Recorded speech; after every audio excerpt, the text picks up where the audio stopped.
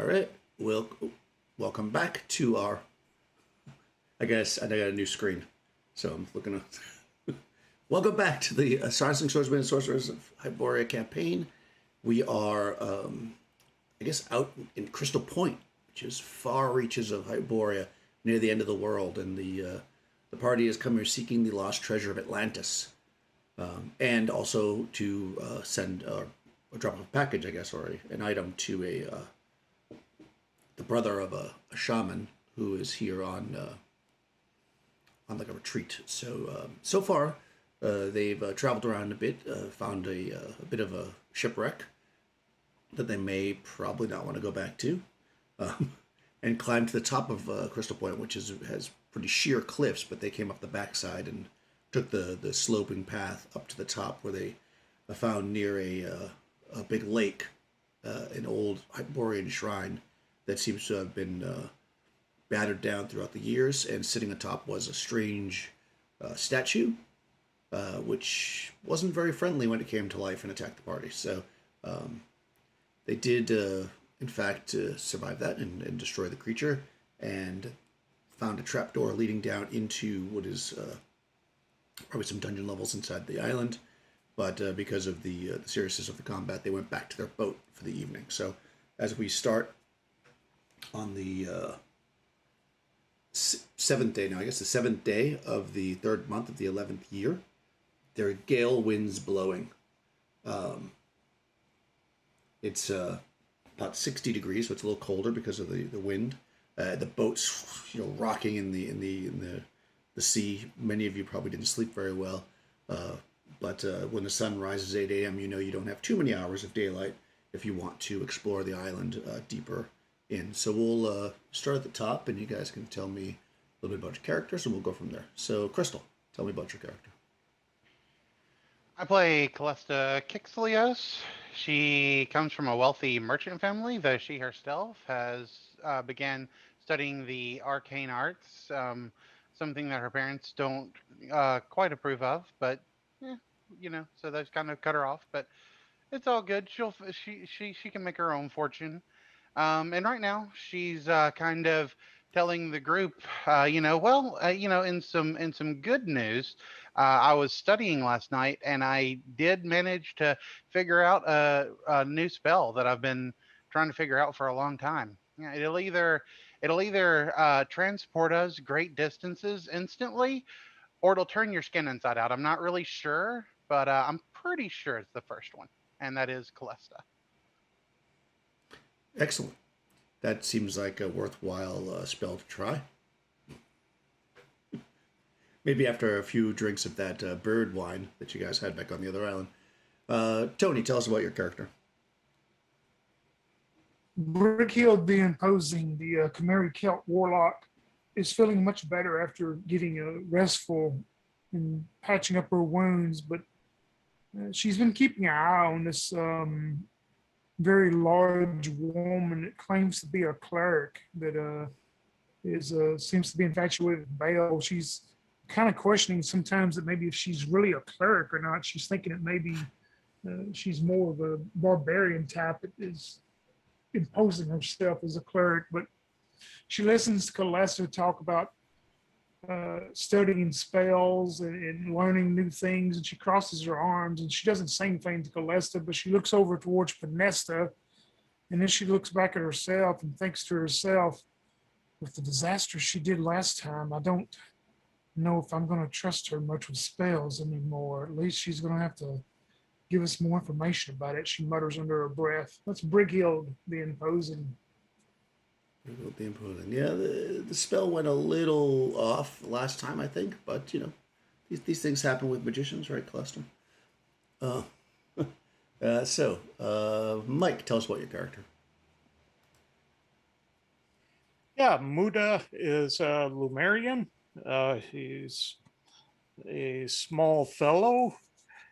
Right now, he's a little upset. Upset that he now looks like his father, and that has got him going. And now that we're suddenly summoning demons too, that that has him a little upset. So he's been pretty quiet throughout the night, and he's been a little watchful of people. And that's pretty much where Muda is at today. Okay, yeah, Mood had quite a day yesterday, a day that lasts 13 years, I guess. Nikki, tell us about your character. I play Finesta. She is a bard, and she's a little upset with Callista right now because Callista, it was an accident, but she did give the demon her name when they summoned the demon last session. So she's a little bit on edge with Callista right now, and she knows she didn't mean it, but it's just another thing that happened, and she just lost her flying carpet, so she's been a little quiet, but hanging out with Brighild, and agrees with Brighild that Callista should probably explain her spells a little better before we let her cast them. And that is Pinesta. Right. Well, I mean, to Callista's credit, the demon tried really, really hard to get the name, and she held out as long as she could. Yang, tell us about your character. I play Basil Dracos. He's the cataphract of the group. He's usually heavily armored in plate mail and helmet, and he's a cavalry archer. That's his specialty. Anyway, you see Basil oiling his armor and his sword, and he's grumbling about how the island seems to be filled with creatures immune to his mundane weapons. And as soon as Callista speaks, he shoots a suspicious look at the mage, and he seems pretty disturbed that Callista has summoned the demon to perform necromancy to speak with the dead. And in his mind, he believes that Callista may be intentionally sabotaging their endeavors, as he thinks that a smart mage wouldn't, truly be clumsy enough to give out the name of a companion to a demon. So he's looking at her, and we're like, Oh, she's up to something, maybe. Well, mages have been known to make deals with demons to get new spells. So, as the winds blow heavily, the bloated, as they say, son of Hyperborea crests the edge of the flat earth. And, you guys can head to the island if you'd like. It's, just so you know, in a gale wind, it's a little bit difficult to use, like, archery and stuff. But once you're deep in the island with the trees, it shouldn't be too much of a deal. But out in the open areas, you will have some trouble with that. Just to keep that in mind. So what's the plan? And Helene, who is the cleric who you have brought into your crew for this trip, is ready to go. She's also quite heavily armored, and she spent the time, in the night oiling it and such, as same as Basil. She's got a big hammer, and you see her packing some bandages, and she says, after that attack you had a couple days back with the zombies, she makes a note that she has in fact asked the goddess for the ability to remove disease, but she's only been granted the gift to do it one time, so to be careful. And the group should be careful. And she heads into the boat with you guys, the dinghy, I guess, that you're going to bring to shore, heading back to the island. Right. Cool. What is the plan? Are you heading back to where you were, or do you want to explore a different part of the island? I thought we were going down the trapdoor, but that might not have been what we were doing. Yeah, that was my understanding too. Yeah. Okay. Yes, that will be fine by me also. That's where Muda's most comfortable. Looks like an old temple. Let's go explore the temple. Excellent. Right, so, you know the way, so you don't have to walk as slowly and trying to figure out where you're going, so we'll just have one roll. Crystal, go ahead and roll to see if you encounter anything interesting on the way. Excuse me, to the top. Okay, just a d6. Yeah, roll a d6 for me. It's with the wind, you would imagine, like you don't even see any birds in the sky or anything. I mean, it is the water. You know, as you're walking along the shore, even though it's kind of a rocky coast, you're feeling like the sting of like water being whipped up because of the gale wind, and so you're thinking that most things are probably if they're around are probably keeping themselves away from the edges where you guys are currently. So you make it always up to the top and kind of penetrate that short tree line, and you come back into that area where the temple was. I'll switch over to that map. That's this one. Actually, I have to move you. There you go. There you are. Right, so you come in right around the area where it says B1. Like you kind of came in like in the between B1 and B3, actually, kind of right by the temples where you kind of penetrate. You don't see, I mean, that black gemmed creature that you fought. Just in case you were worried about that. It didn't reform or anything. It's not up there, but you still see the body of the man that was torn open up on top. There's still some flies around, but not like it was. If you remember, there was a lot of flies all around. Otherwise, as noted, just for a reminder, you've got a large lake off to your left, essentially. You've got that where the area is marked B1, B2, and B3. Those are essentially these like big discs that kind of a bit of a, not really, I mean, they're domes, but they're very flat domes. They are kind of in the ground and looks like they've been, just left to time with like branches and dirt and debris all over them. The one marked B1 and B3 are both fully intact from what you can tell. You didn't really explore them fully. But you can clearly see B2 is got a huge wrench in it, like it's ripped open, and you can see there's basically a gaping hole there, which, as noted, you didn't explore. If you do head up onto the old temple area, A, is that the plan? Give you a quick breakdown of that again, so we remember what was there. There is a trapdoor there. Yeah. There's a trapdoor. It's going down into the darkness. As noted, there's a body on there. It is, you notice, actually, it looks like it's been pecked at or torn at, probably by some kind of a bird. So pieces of it are missing that were there before. Pretty big chunks are missing. Like, if a bird chewed into this, it was probably a fairly large bird, but not big enough, apparently, to take the entire body. And you said it's very dark down the stairwell, right? Yeah, you can look down and see. Let me see how far you'll be able to see. Yeah, you can see down a bit because of the sun, obviously. But after that, it drops off into the darkness. Absolutely. Yeah, Brickhill looks back towards the party then, and she goes, "Well, if we want to try to stay quiet, to at least all of us, there's something I can do for two of us that could let us be able to see in the dark without bringing any type of those torches or lanterns lit. Maybe give someone more of a sneak down there if y'all would like." Well, don't look at me with my armor. I'm like banging on a drum as I walk each step.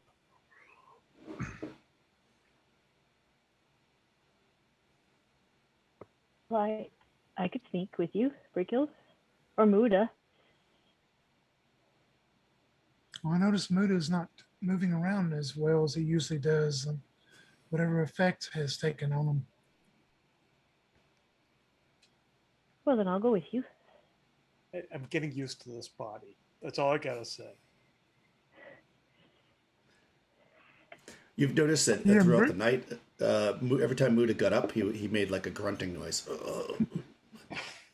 Yeah. And I went and peed over the edge of the boat. You see Basil munching on his krill bar. He goes like, "I'm really thankful that we found these. At first, I really didn't like him, but now I just can't stop eating them. You want one, Muda?" And he takes one of those krill bars and offers it to Muda. Yeah, I'll take it and stick it in my satchel.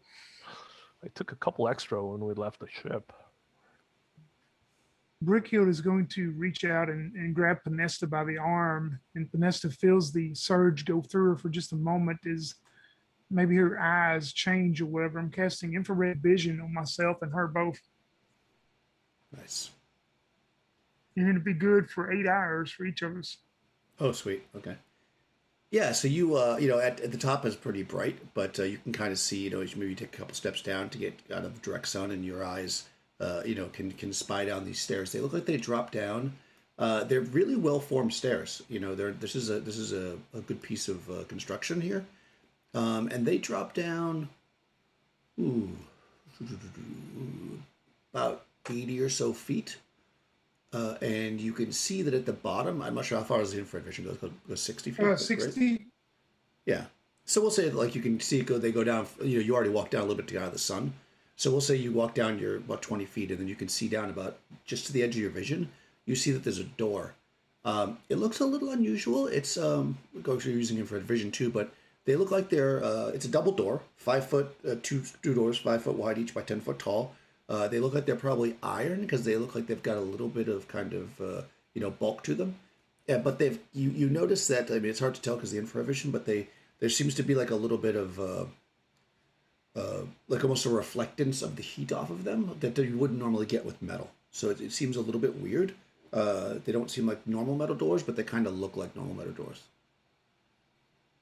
Yeah, Brickhill will describe all that back to the rest of them, and also whoever is bringing up the rear, whatever light source you use, be sure and keep it to, some distance from me and Panesta. But these doors do not appear to be, something's off about them or different than what we've seen before. Callista will offer whoever wants to bring up the rear. She'll offer to cast light upon your weapon. So that, and I think light also wouldn't interfere with infrared because that is heat. Yeah, Basil volunteers. It's like, could you enchant my sword? Yeah, no problem. She takes out some fur and rubs it on your sword, and then it begins to You know, glow. Callista, do you have any magic that could enchant my arrows? When we fought that goat statue, my weapons didn't even make any dent. Well, I'm not sure that this will actually cause your sword to strike as if it were magical. It's just an enchantment over the blade itself. All right, well, still, it should be useful. Basil, maybe we will find you a better weapon somewhere down in these crypts. Well, I hope so. I want to be useful somewhat. I don't want to swing things that don't do anything to the enemies that we meet. Yes, I want you to be useful too. Here, you can have my silver dagger for now. That should hurt most creatures that need magic. Are you sure, Callista? And he looks at that dagger suspiciously. It's a silver dagger. Yes, I'm All sure. right, I'll take it. Thank you. And then your hand begins to melt. Yeah, yeah, he takes it. It's the same kind of silver dagger they use in the summoning of. Is that the one you cut your hand with to summon the demon? Well, that's 3 silver pins. Oh, pins. Okay. All right. Yeah. So you start to move down the stairs. Cautiously. You've got the light at the back of the party is to to maximize the infrared vision reaching out. And you get down to these stairs, these doors rather, and what you can see in front of them, which is probably what was causing the reflectance of the radiated heat, is they seem to have like crystal or glass in front of them. There's about maybe a foot thick. It's black, but it's not fully opaque. It's like translucent, so you can see through it a bit. That's how you can see the doors.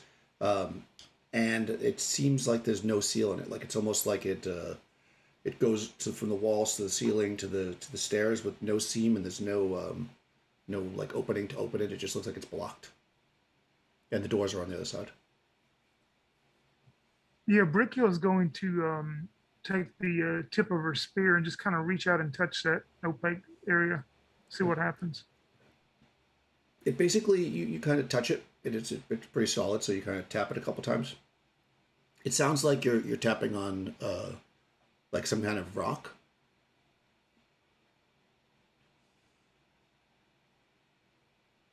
What do you think of this, Vanessa? Have you ever heard or seen of something like this before?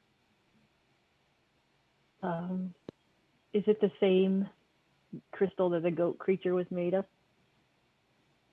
It does look like the same crystal the goat creature was made of. Yep. I'll look at Brighild and say, it's that same as that evil statue that we fought. So that's where I've seen it before. That doesn't bode well. Maybe we should have Callista take a look. If you're sure about that, as long as she doesn't, let's just keep an eye on her. I mean, we don't have to. I just, I think that whatever that goat came to life as a crystal demon, I just makes me worried about what will happen if we attempt to accost this door in any way. Well, you stay here. I will go back and bring her forward and then leave Okay. her up here. Okay. Now I'm going to go back and get Callista and explain to her what we saw and ask her if we want her to come look at it and see if she's notices anything about it or gets any kind of aura off of it. Yeah, sure, no problem. And she'll come with you. She'll unsheath her +2 dagger that gives off a 10-foot light radius. So it's just like having a candle, basically. Nice. Yeah, you come down. Aside from the remembering the same as Panesta did, this doesn't look like anything you've seen before. It's definitely solid and not any kind of an illusion. Well, it's no kind of illusion. It definitely seems to be the same material that creature was made from, but I don't know anything more about it. Yes, and I'm afraid if we start hacking at it, what if it transforms into something else like that we faced? Callista would like to look on the ground and see if there are any of these crystals that are loose. They're No, just actually, on the ground. No, actually, the hallway itself is made of stone, and just seems to be really well constructed. The door, the door is also like if it wasn't for this weird that kind of opaque or nearly opaque black crystal glass, or what you want to call it, in front of this door, it would look like a totally typical ancient temple to you. There's no other crystals here at all. It's just the door. I mean the seal. I guess maybe get Muda to check it over, see if there's any physical traps on it. I mean, I can't see anything magical or anything. Yes, that's an excellent idea. I'll go get Muda then, and she'll go and tell Muda. Okay. What's taking him so long? Well, he's still getting used to his older legs. She'll also let you use the +2 dagger as a light source, Muda. Okay. Yeah, I'll go trumping up. I'll tromp up there. Okay. Yeah. I mean, you're gonna look it over as the same as everybody else. It doesn't seem, to be anything different than what I just described. It basically seems like it's somehow perfectly cut and sealed into the walls, where it doesn't seem to be any kind of crack around. If you're looking to see if it's trapped in any way, we'll give you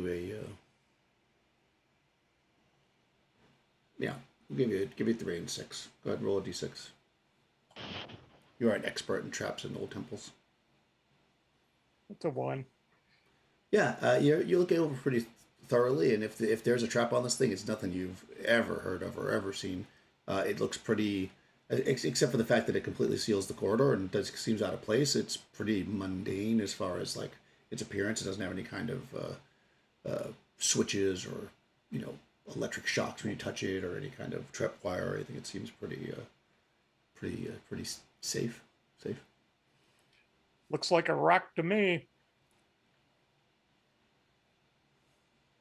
I'll start striking it with the pommel of the dagger.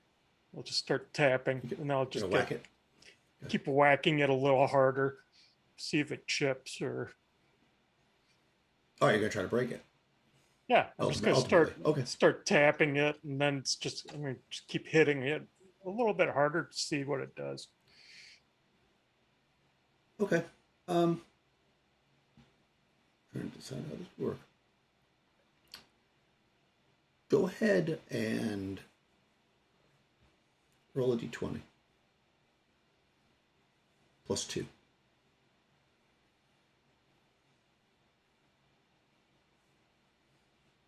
Okay. Nope. That'd be a 17. 17. Okay. Oh, okay. Yeah, you're... And a crack forms in it. Oh well, it breaks. I hit it Yes. again. Okay. You didn't use much strength doing that either. That's good. No. Yeah, it's like the thing, right? We hit glass at exactly the right spot. It's like your iPhone. You can drop it 100 times if you hit in the right spot. Boom. Yeah, you hit it again on the crack, and it starts to widen. And with a few more hits or whatever, it actually, you can see that you probably could like jam in the tip of the dagger and whatever. You could probably break pieces off of it and get through it. It does seem to be kind of shattering up, but it probably will fall apart completely if you hit it hard enough. Yeah, I'll take my meteor hammer since it's a little bulkier. Just grab the ball of the meteor hammer and just slam it into it then. Okay. Well, yeah, so you do that, wham, and it actually like comes flying back at you where you almost lose your balance. Like it's almost like it was almost like repelled by it. Oh. Well, that's interesting. I just tap it a little bit with the meteor hammer. Bounces back and at you almost like you hit a piece of rubber. Well, try the dagger again. It may be something in its powers that is helping you. Well, maybe it's the magic quality. Very well be. And I Try it again. pommel strike it again. Yeah, you hit it again, Tick, and another tick. chunk kind of comes out of it. Yeah. Aha. There we go. See? Yep, good job. I'll smack it again. Yep. Okay. I'm just going to go at it now. You're gonna try and knock down. So this is filling Yeah. the whole space. It's only about a foot wide. But if you imagine like knocking down a brick wall in front of you in a corridor, you certainly can do it. But you're gonna have to climb over this thing to get through the door. If you want to actually be able to get into the door without that, you're gonna have to probably like break pieces off and move them up the stairs because it means a lot of stuff, a lot of material. But if you just want it to be knocked down, you certainly could do that. Yeah, I'm just going to. Just gonna knock it down. All right, yeah, you do that. Unless somebody stops me, I'm just going to keep breaking it. Yeah. Well, nobody here is in the construction business, so they're probably not thinking about the space it's going to take up. Yeah, so you hit it a few times. Eventually, it starts to kind of crumble down, and you can see you've got like a waist high, maybe 3 foot deep pile of jagged glass in front of you, and then of course the door on the other side. Waist high to you, so probably like knee high to thigh high. Well, that was kind of stress relieving. Callista would like to take some of those, one of her small leather pouches, and she's just gonna like scoop a few of those crystal shards into it to study later. Sure. I mean, they're pretty big. They're like the size of bricks, we'll say. I mean, he wasn't trying to... But you could probably find some small ones, like relatively small, like small stones. Well, Yeah. I mean, yeah, just enough to fit inside the leather, small leather. I mean, it has a 20-pound be capacity. careful; those so- edges Yeah, look yeah. really sharp. Yes. Yeah. Thank you. Yeah, you'll get some decently sized pieces for no problem. You could definitely put them in the sack. Yeah. You load some in the sack. You can see this kind of iron door, it appears to be kind of plain, no markings on it at all. It does appear to be, it's one of those doors you push. You can tell that there's no handles, right? So you assume you push it in. It doesn't seem to have a lock on it or anything. It's a double door. Muda, should you check around it too to make sure there's no surprises waiting for whoever touches the door? I could. but that would be kind of boring, wouldn't it? Boring's Well, okay. Boring's We good. need boring. Yes, we need Yeah. boring right now. It's too early to have to drag one of you out of here. Right. I'll check. We'll Okay. let you have fun later, I'm sure. All right, roll a d6.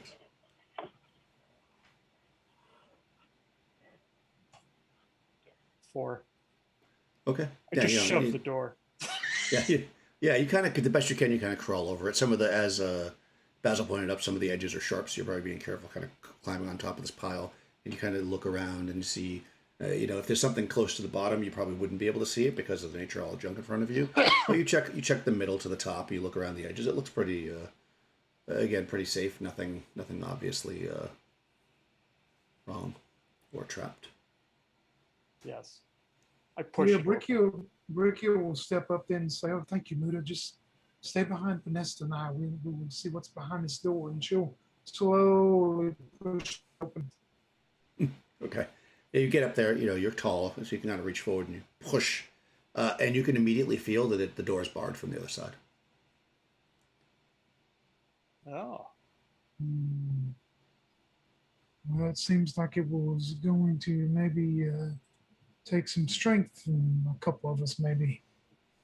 Hmm. Oh, Basil wants to be useful, right? Is he strong?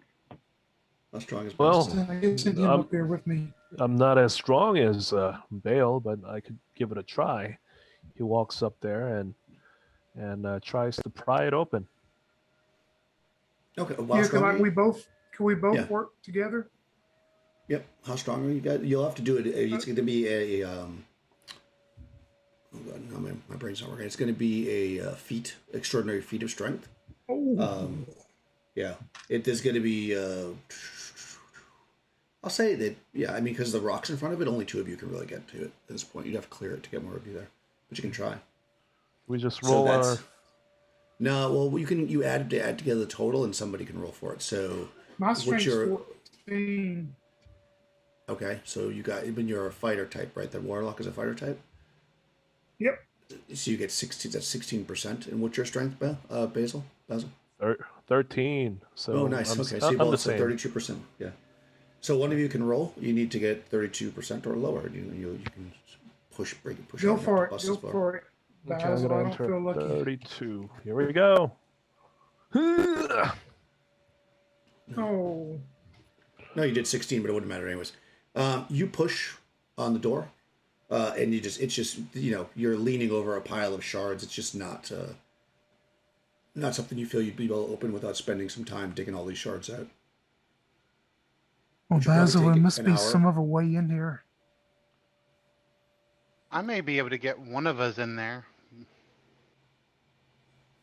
But what but only use be would that one, do, though. Callista? Do not think too far ahead. If only one of us could go in there and there's something bad waiting, and that would be the death of one of us, and we don't need that.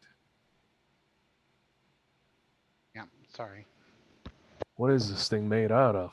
And then he feels the door. Is it iron? Iron. It's iron. Okay. Yeah. I mean, if you expose it to the seawater, the sea air long enough, it might rust. You'll just have to come back in several years.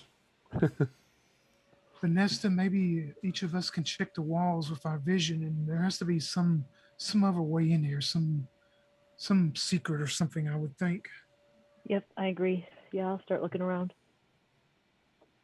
for some sort of secret door or Okay. something. Callista, also I looking- saw you using that magic to make us large. Could you make the door smaller? No, I cannot do that. I do not have a shrinking spell. I see. You could make them larger only, which might have the same effect, but it would be a lot more dangerous. I can make myself smaller, but I'm not going to do that again not right now. Yeah. So I'm just looking for doors or any hidden writing on the Yeah. walls yeah. Yeah, you and Briggle spend some time looking, and no, it doesn't seem like I mean, your best bet is that this was some kind of fortification and that they sealed it from the inside. You know. Well, if there's a way to open it from the inside, I might be able to do that. Well, and another thing that we probably think that there's no one else has been through here that recently. I would not think. I mean, it's looks like it's been sealed up for some time.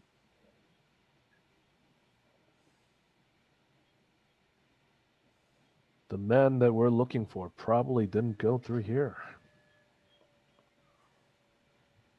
No, probably not. Well, Callista, let me ask you this: whatever you were speaking of about having someone transform on the other side of this door, can you do it to someone else, or does it have to be you? Or maybe someone like Basil, who is heavily armored, should go, and he could probably have more strength to remove whatever obstruction there is. Yeah, I could send Basil. What does that involve? It's not going to involve summoning demons or something like that, would it? No, why would I summon a demon to send you a distance? How do you think demons work? I don't know. You summon them and they try to kill you. You're not wrong.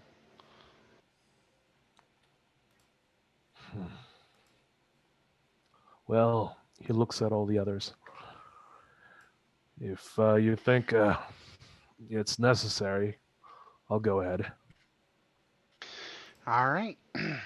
Sounds great. Before you cast the spell, tell me how it's going to work. I'm just going to send you forward like 10 feet. That should be enough. The door's right in front of us, and then you'll go forward 10 feet. And if you wouldn't be able to stand there, or if there'd be something that would be blocking your path, you'll just come back. Oh, well, you mean that I won't get stuck in the door or some crate or something? Nope. It'll just fail to function. At least as far as my research has concluded. Yeah, and also, Callista, go ahead. if he gets on the other side and meets trouble, there's no way to bring him back, is there? No, there would not be. It's up to you, Basil, if you wish to try it. Well, it's the least I could do for the group. And he takes out his shield from the back and pulls out that sword that's glowing, thanks to Callista right now. And he looks at her and says, just make sure that you don't put me in front of some kind of a creature. I mean, I have no idea what's on the other side. If there's not a creature on the other side of that door, you will not appear in front of a creature. All right. I'm ready. All right. And Callista will look into her bag of tricks, and she pulls out some shaving cream, and she murmurs some magic incantations and slaps the shaving cream on Basil's shoulder, and then says, "Forward 10 feet," and casts Dimension Door. Nice. Okay. I moved you guys to the map, right? You can see that. It should be mostly black. All right. How far does the light spell go? 30 feet? I want to say so. I have to look at it again real Yeah, quick. go ahead. Just let me know so I can light up enough area for you so we can see. Okay. You can see the map, right? You're going to appear on the other side of the door. You can see the door right there, right? In the center of that hallway. Oops. I'm not looking at the map right now. No, not you. I'm Is talking that about the door, Young. Daniel, the white dot? No, that's the end. The door is actually... Hold on, sorry. The door is here. Okay, I'll see it. Yeah. So basically, you guys came in from up here. You came down to this door, and now, Basil just appeared on the other side of it. So I'm trying to see how much you'll see. 30 feet, yes. Okay, yeah, that's about 30 feet. So you appear on the other side. You can see, Basil, that there's an iron door in front of you, or maybe behind you if you didn't turn around. And it is, when you look, it's blocked by a large iron cross beam. You can just lift up and take off, like they'd use like in a siege or something. Otherwise, the hallway is empty and it's completely dark down here. Nice. Yeah, he takes it off, and you probably hear some grinding of iron bar against the fastener. Oh, good. It sounds like it didn't turn its flesh inside out. Yeah, and then once you lift it up, the door actually by itself just kind of collapses forward. I mean, you should probably stagger back a little bit. You hear some stones and this glass stuff kind of roll down the stairs. Because obviously you're on the stairs. And the door, you guys see the door open. You see Basil standing there. He kind of steps out of the way so none of the stuff knocks him over. And yeah, you can see down with the infrared vision that goes, 120 feet? So you guys with the infrared vision can see that this goes on, that there's actually a room here beyond. I'm just going to open it up for everybody. So you can actually see that, obviously it opens up wider. You'll have to figure out, once you get in there, you can see more. But it goes down and hits a wall. Also, as soon as you stop hearing the stones clattering, you hear a very soft, slight sound. You hear a waterfall. It sounds like a waterfall. There That's a must be nice spell. Some kind of underground spring that maybe feeds that lake we saw then. Yep. I hope we don't have to swim. And he looks at his own armor. That will be no trouble for me.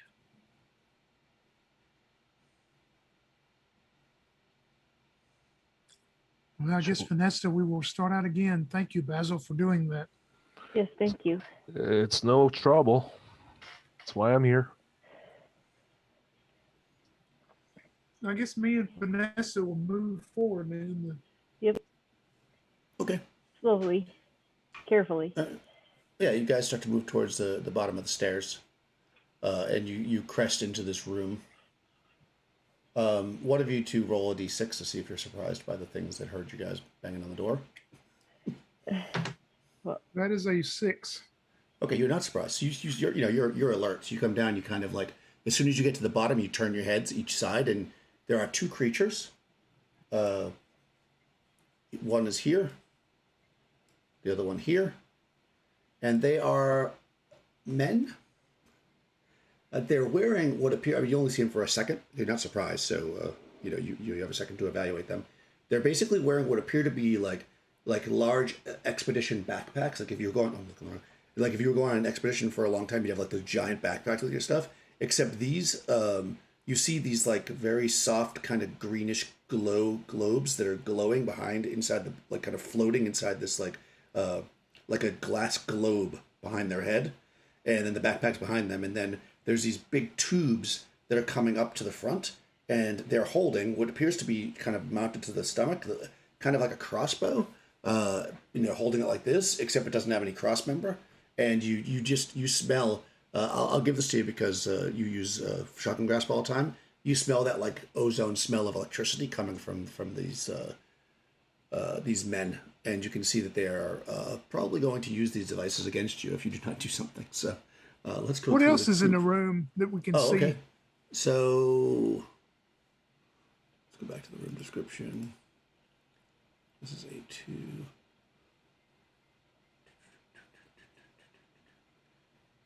Okay. It's a voluminous chamber, arched 40-foot high ceilings. There's a. Do you see that? No, it's on the other side of you. So this is a wall. Sorry, this is a big room. You're only in part of it, so I just have to see what you actually would see in here. But you would definitely hear water, as noted. There are 4 statues. Strangely, it doesn't say what they are. It doesn't seem right. Hold on a second. Spiral stair.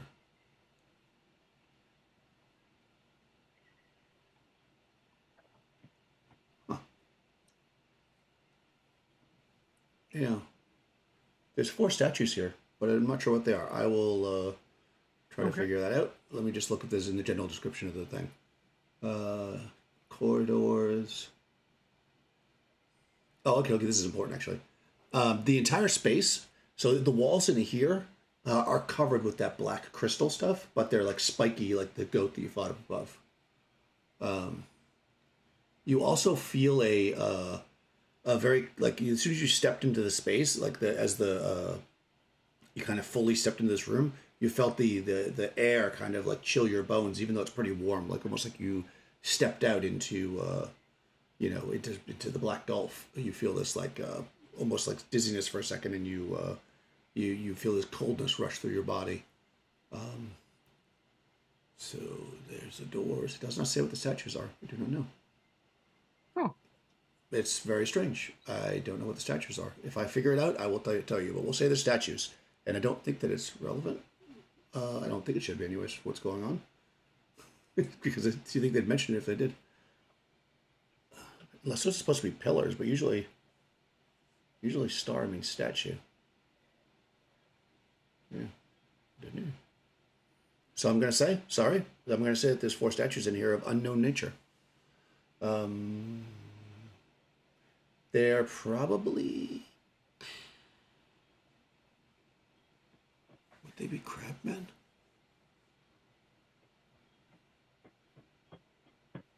No.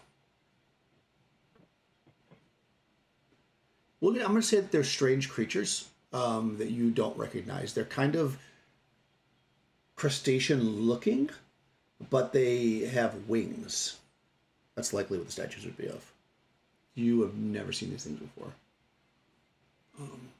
But they're not remnant. They don't resemble the things that are attacking you. The things that are attacking you are men, for sure. So, yeah, I'll figure out what the statues are. Sorry. What did you guys want to do? Let me just go down the list here. What does Panesta want to do? Let's do missile. Okay. How about, oh, he's not here. How about Muda? You probably don't see them yet. So let me just do Brighild.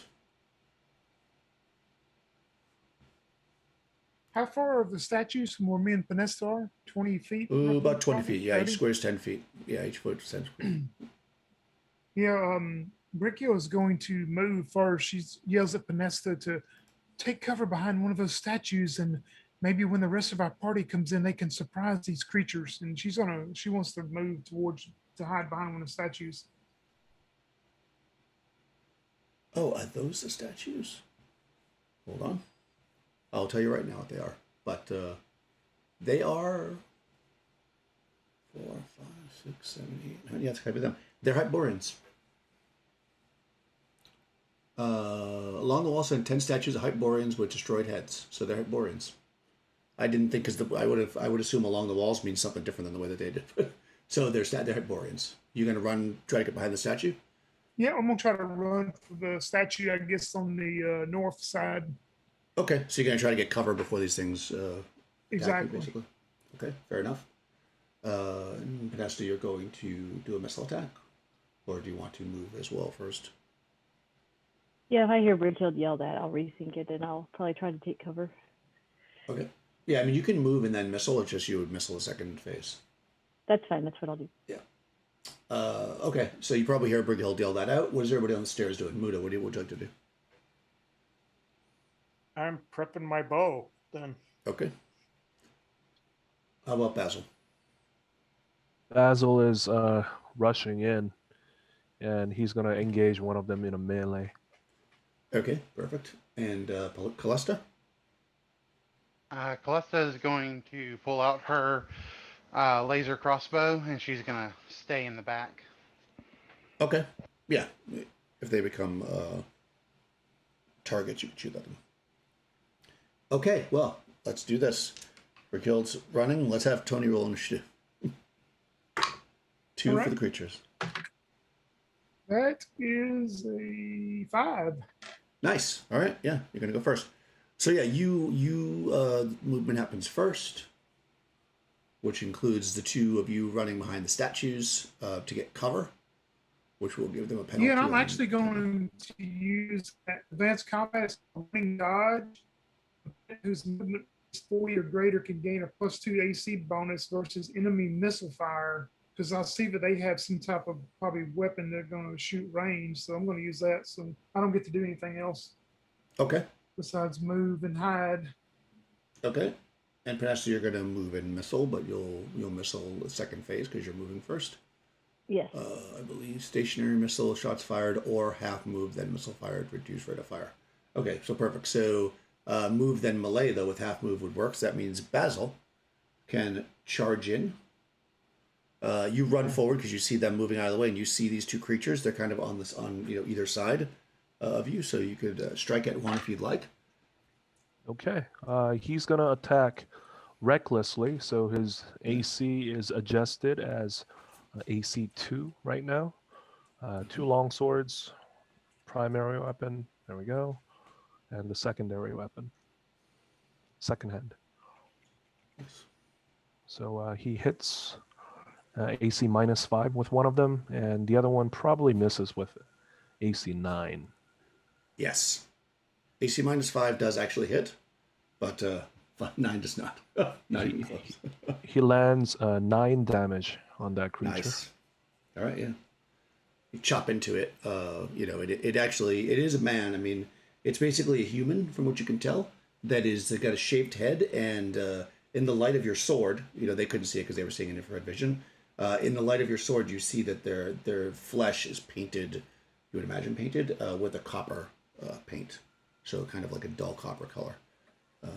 But they bleed like men. Okay, good. Then we're going to go into a missile. But you don't really have a target, Muda. So you could shoot next phase if they step out, which they probably will. Actually, they're not going to move, so you're not going to be able to shoot Muda. You realize that they're not going to come on, unfortunately. Okay. But you could, if you want to move in second phase to get into the room, you could do that. But otherwise, your first phase, you realize they're not going anywhere. And same for Calestra as you're drawing your bow. Then they're going to go, and they are going to. I guess the one that you just attacked is going to attack you. It doesn't say this, but I'm gonna give it a penalty on it because you're so close to you with this thing that I'm gonna give it a -2 to the attack, Basil, as it fires its. And that actually does that wipe out the +2, right? So you'll be whatever arm clash and all that. So it's gonna shoot its. It only gets one charge, so it's gonna. You see this arc of electricity come out at your very beautiful plate mail armor. Oh, but only rolls an 8, which is not gonna hit anything. So this is like lightning shoots across and hits the wall, and some of the crystals on the wall explode. The other one is going to shoot at, I'll say, even will be Brighild odd. Panesta, it's a 4, so it's going after Brighild with your dodge since you were the first one to move. Yeah, I'll be AC2 right now. Nice. All right. Okay, it rolls a 2, so that definitely misses 2. So another lightning bolt. It hits the statue and like blows off one of its arms, and you can smell the ozone in the air as it does it. And we come into the second phase, where you can now throw your missile. I'm assuming you're using the boomerang. Vanessa, Give a Shuriam. Let me roll for that. do you want to target the one that's on Basil or the other one, the one that's The shooting? one that's on the one that's on Basil. Yeah. Okay.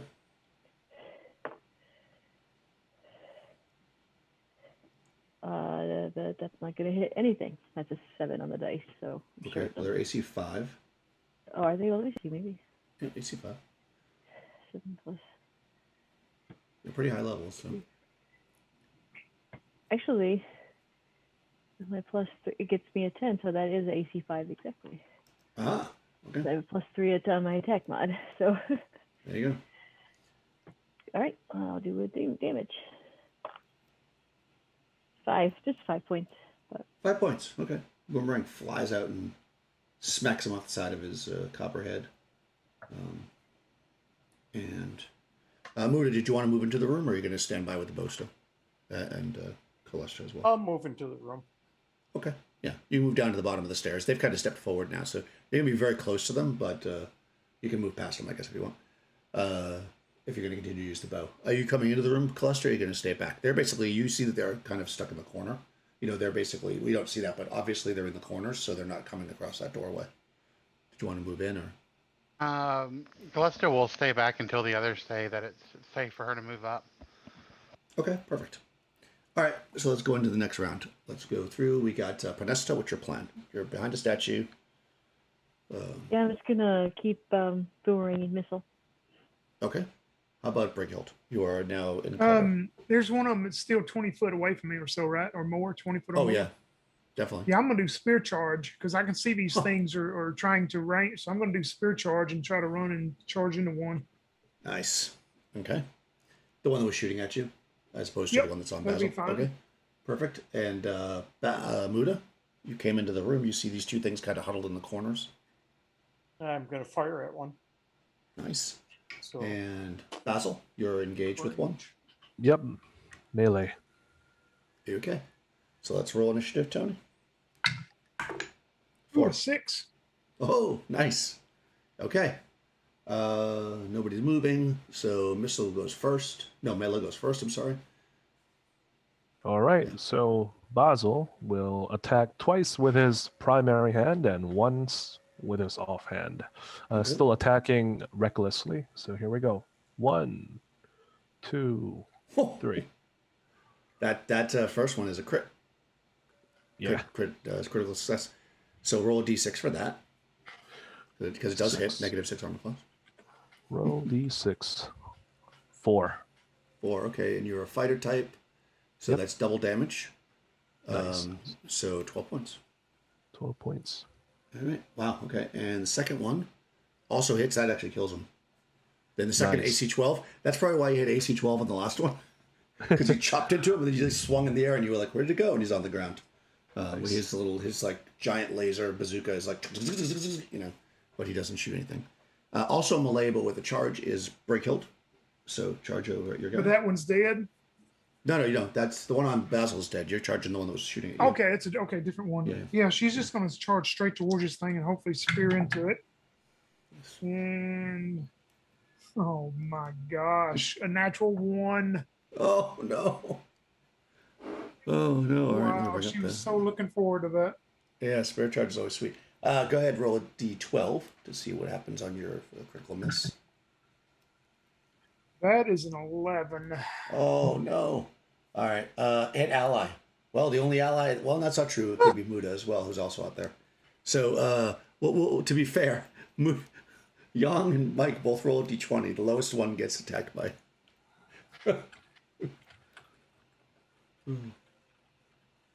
Oh no. Okay. That's probably better though, because your armor class is better. Okay, but complete blunder results in closest melee, closest to the target. Ally being struck for normal damage, no further attacks possible. Okay, so you don't have to roll to hit; it just automatically does. So I guess the armor class didn't matter. Go ahead and roll a d8, Tony, to see if you did a crit against him or if you just hit him. A 7. Okay, so not a crit. Okay, so just do normal damage against Basil with the spear charge. That will be 5 plus 2 from the spear charge is 7 points. Oh no, Basil. Yeah, I know. Yeah. 5 points. Yeah, because you have damage reduction. Yep.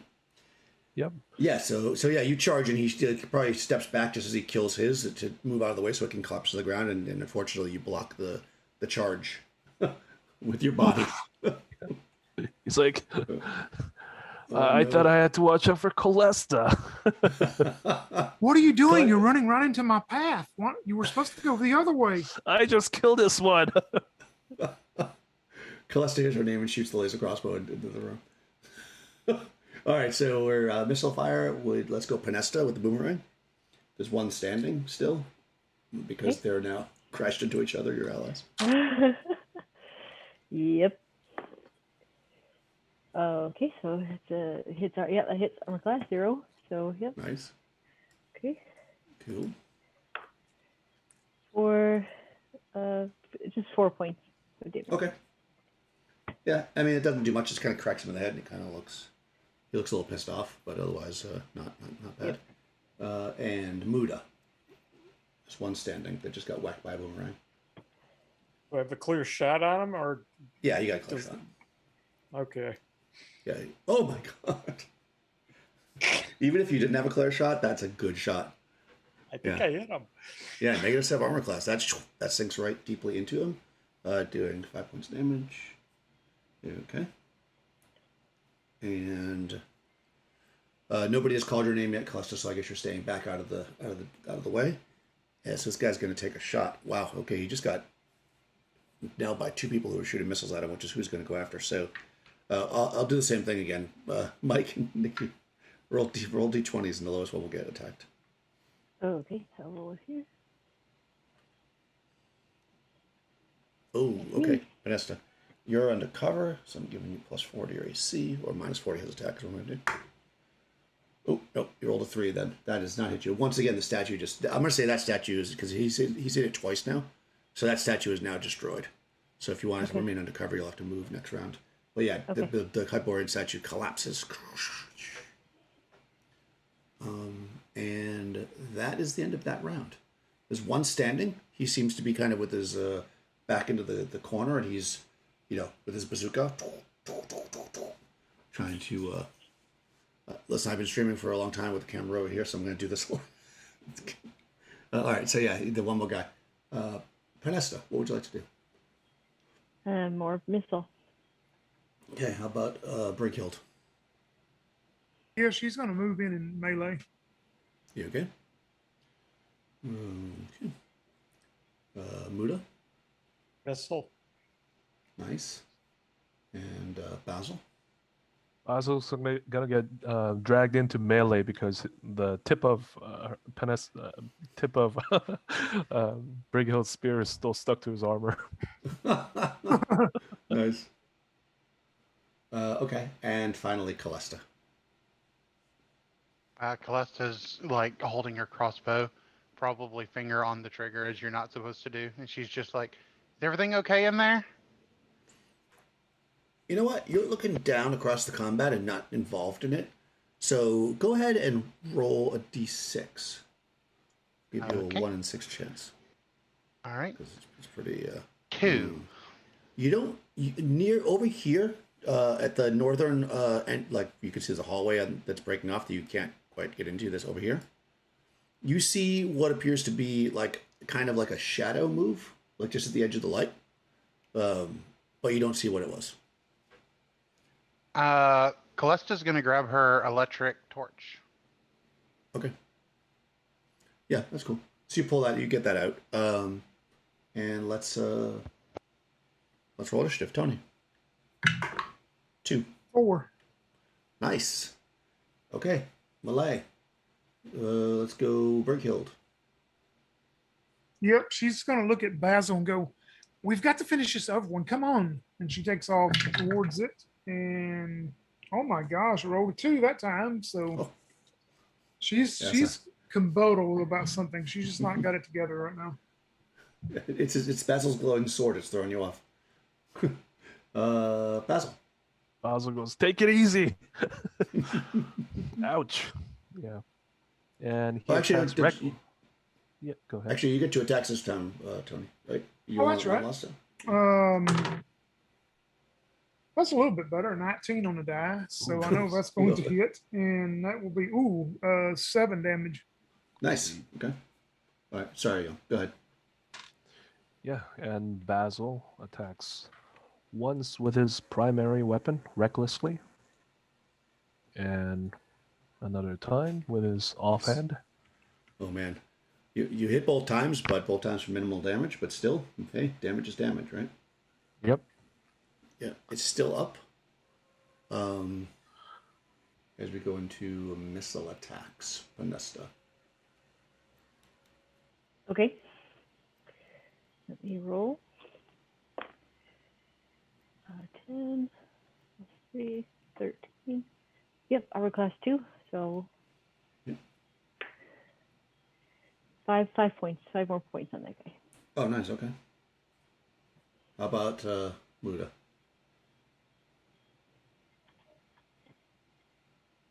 Firing off 2. Boom, boom. Oh. Well, the first one, yes. Second one is a critical miss, right? Yeah. Okay. Well, I mean, Hold on. Did I do that math right? Yes, I did. Okay, so... All right. It's Basil again. Don't hit me, please. He's like a pincushion. Go ahead and roll a d12 to see what happens. Oh, man. A 9. 9, and you are a cleric. No, you're a thief type, right? Oh, which is the Yep. same. Okay, trip fall. Okay. So you fall prone. And for the remainder of the round, you are prone. Oh, and this guy is opportunistic, so he's actually going to shoot you because your armor class is worse by 4 when you're like that. Right. Because opportunistic Stupid body of mine. baddies. It's the old body. Yes, you shoot off a beautiful shot, and then you go to shoot again, and somehow you trip on the probably the other dead guy on the ground there as you're kind of just maneuvering yourself to not shoot your allies. You're like, all right, don't want to shoot the ally, don't want to shoot and you fall over. You probably let out the old man's groan as well. I heard knees Well- popping and cracking. And because he's old, he's going to blame some of the young people. He's going to be like, oh, young people, getting in my way. Oh, you young whippersnapper. Always get in my way. Yeah. So Callista, you shine your light down into the that area, as best as you can. You can't really see much more around the corner, and whatever it was that you think you saw, it's not there anymore, or it went too far out of the angle. Okay. You were kind And of seeing the it behind. creature's. All right, and the What creature's creature? dead now, right? Which creature? The ones that were attacking the party. No, not yet. But one is about to shoot Muda, who's on the ground. Oh, okay. Yeah. Nope. Right. You hear Muda say, "Damn kids," and he falls down, and then the creature fires its laser device. Wow, it has terrible aim, but it gets basically essentially. What's your AC now? Mine? 6. Yeah, 6. Okay, and that's then -4, so 10 basically. Yeah. So let's Basically, see, come smack me. Yeah, he's probably hitting you. But let me just make sure. You, Yeah, he you know, hits you. if it's prone, wouldn't that actually lessen the AC? -4 may be an advantage for Muda because he's like, prone instead of standing up if it's a missile fire. Oh. No, I mean that makes sense if the guy wasn't just like a few feet away from him. I mean, he's not super far away. He's laying on the ground about 20 feet away. I don't think that's going to give him an advantage. So I will say no to that. But you are probably right. My prone does usually give you an advantage to missile attacks, right?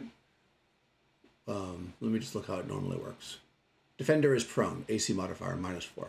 Yeah, it does usually give you a bonus. It's written the same way. So you know what? No, because defender is stunned is the exact same modifier. So the modifier is to the roll, not to the armor class. If that makes sense, like it's a benefit to the whatever. You wouldn't get it because by that logic, a stunned defender should get a better armor class. So no. In any case, you get hit. That's how I'm gonna roll it for this one. But that is a good point though, I think if he was further away, I would agree. But from where he is, I'm gonna say no. I accept However- your hit, sir. Yeah. So you must make a transformation saving throw. Transformation saving throw. Uh-oh. Snake person. Snake person, exactly. Did you fail? I failed. Okay. Yeah. So you get blasted. Well, there's a few things going on here, so this could be really interesting. First of all, you're gonna take damage. You will take 13 points of damage. Wow. Yeah, and you're still like there's some kind of like electric charge that's on your body. You guys can all actually see it like sparking on him as he's kind of like on the ground going. But who wants to roll a d6? Someone roll a d6. Somebody Go can ahead, roll a Feeling the d6. bacon Tony can- right now. Yeah. Can somebody give us a d6 roll? Let's see what happens. This with is thing. awesome. Okay, I'll do Yeah. the d6. All right, why not? 5. Okay, 5. Okay, good. It was probably good that didn't happen. Okay. So yes, you are being electrocuted by the lightning rifle, and will continue to take damage for a couple more rounds. But as it stands, that round is over, and this guy's very hurt. But his eyes are just like glazed, like he's not. You can tell you've fought people like this before. He ain't going anywhere. You don't think he's going to surrender or give up as we come into the next round. So what does Pinesta want to do? Just missile. Again? Okay. Briggold? Is he 20 foot away from me or not? This guy? He's basically in the opposite corner. Oh no, this is the guy you just attacked. So no, you're right in front of him. Nah, she's just gonna melee me. Okay. How about Muda, you're stunned. You can't do anything. How about Basil? A Melee. sizzle. Okay, you sizzle exactly. I smell something burning. Callista, did you want to do something? You can probably see Muda laying in the middle of the floor being electrocuted, and the party is kind of gathered around in a corner, fighting what you can't see. Like they're down here. Callista is gonna shout out,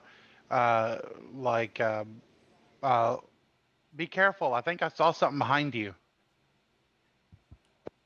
Nice. All right, Breakhild, roll initiative. Alrighty, Oh, 6. Not good for you this one. out of 3. All right. He finally got the jump on you with the initiative. Okay, so if you failed the transformation saving throw, it'll damage you 2d6 on the next round. So you're going to take 2d6 more damage. Only 3 points. You take 3 more points of damage, Muda. You're like... Zzz. Oh, I suppose the cleric should probably do something. I keep forgetting she's there. She's at the top looking at you all, kind of judging whether or not she thinks you're good fighters. She's next to the magic. She's next to the magic user. She's like, I'm protecting the wizard. She'll come down if need be, but yeah, you're getting zapped right now, right? Yes. Okay. So it gets to shoot again. So it's going to shoot at one of the other 3 that are there. You're all really close to. Actually, Podesta's far away. You're going to get shot at, Podesta. It doesn't want to suffer a penalty from, being so close. At this point, okay, so that's 5 on the die, which isn't going to hit. No. Okay, so it again blasts past you and hits the wall, shredding into the wall. Okay, Malay. So that's going to be Brighild. All right. First attack is. Let me see. That's probably going to miss. Armor class 6. That'll miss, won't it? That'll miss. Armor class is 5. Yep. So she'll take her second spear attack, and that will definitely hit. Armor class -2 Oh yeah. for minimal damage of 3 points. Okay, 3 points. It's still standing barely. You stab into a part of it, probably by the electrical unit, but it kind of it's bleeding out through multiple wounds as it's trying to look for a target because it just missed Benesta. And Basil.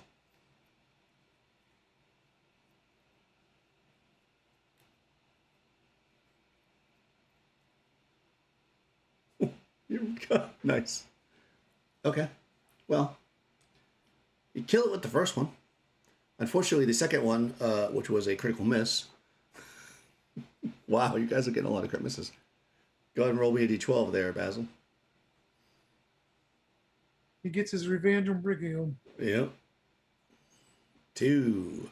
And you are a fighter type, so it's just a bad miss. Unfortunately... Oh, actually, this is bad, though. Because it's a bad miss, but attack routine continues, and the next roll was also a critical miss. So roll another d12. Oh, that's much worse. 9. Stumble. Oh, that's not bad. Awkward stumble. 1 adjacent enemy gets a free attack. But you killed him, so there's no enemy there. No further actions possible. Okay, so there you go. You miss badly, and then you swing, and it's probably because this thing's falling down in front of you. It's kind of sizzling out. Everybody's kind of catching their breath as it seems like the combat's over, but there's one more round of electrical torture for Muda, who takes 3 more points of damage. It's okay. Yeah. Brighild reaches down and helps Basil up and go, we're all stumbling around. We need to get it back together. Let me help you up. And she's going to help Basil up and then yell, Callista, you should come in now. Everything is safe. You should have a look at this. These are some weird instruments these things have. Vanessa's going to say, wait, did you say there was somebody behind us? Yeah, Callista's gonna come in. She has her electric torch. She's shining it over towards that corner. She says, I thought I saw like a shadowy figure right there, but by the time I got my light on it, it was gone. Well, we should check it out while you guys help and check out those weapons. Okay, I'll guard that door. And Basil, takes the hand and gets up, and he nods to Brighild and says, "Thanks." And he Yes, walks over you to. stay here and help Muda. Muda looks like he, well, whatever hair he has left is standing on end. I'm going with Finesta to look around the corner. I'm fine. Just let me be. Man. Muda, you look like a 29-year-old. Oh, jeez.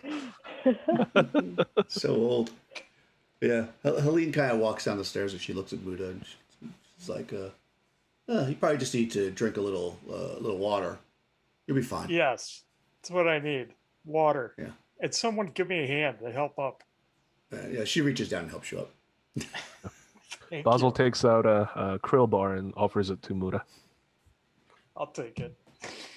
All right, so you guys move forward and you look down these two areas. Let me kind of clear it up for you. Reveal areas. Here we go. You look down here and you see basically the corridor goes down. You see another statue down there. You look down here.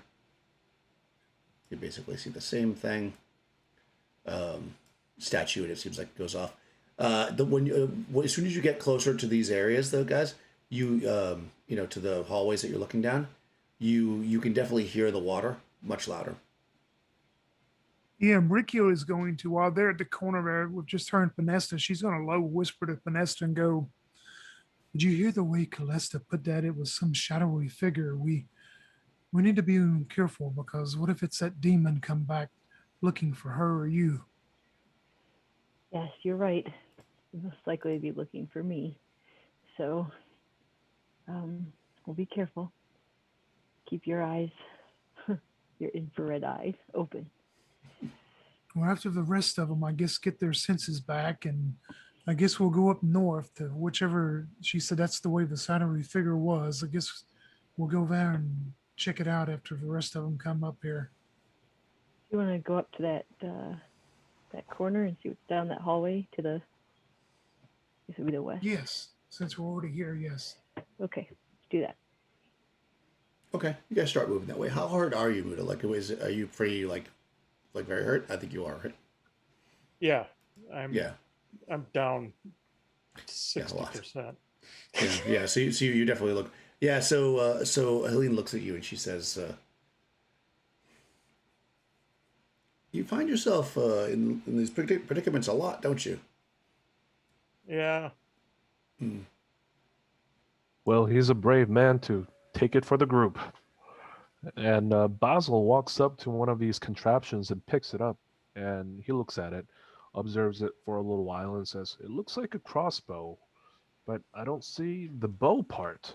And he hands it over to Callista. He says, "What do you make of it? Is it something that I could use?"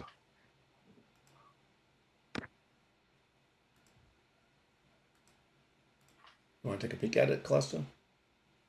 Oh, sorry. I thought my mic was down. Yeah, she's already.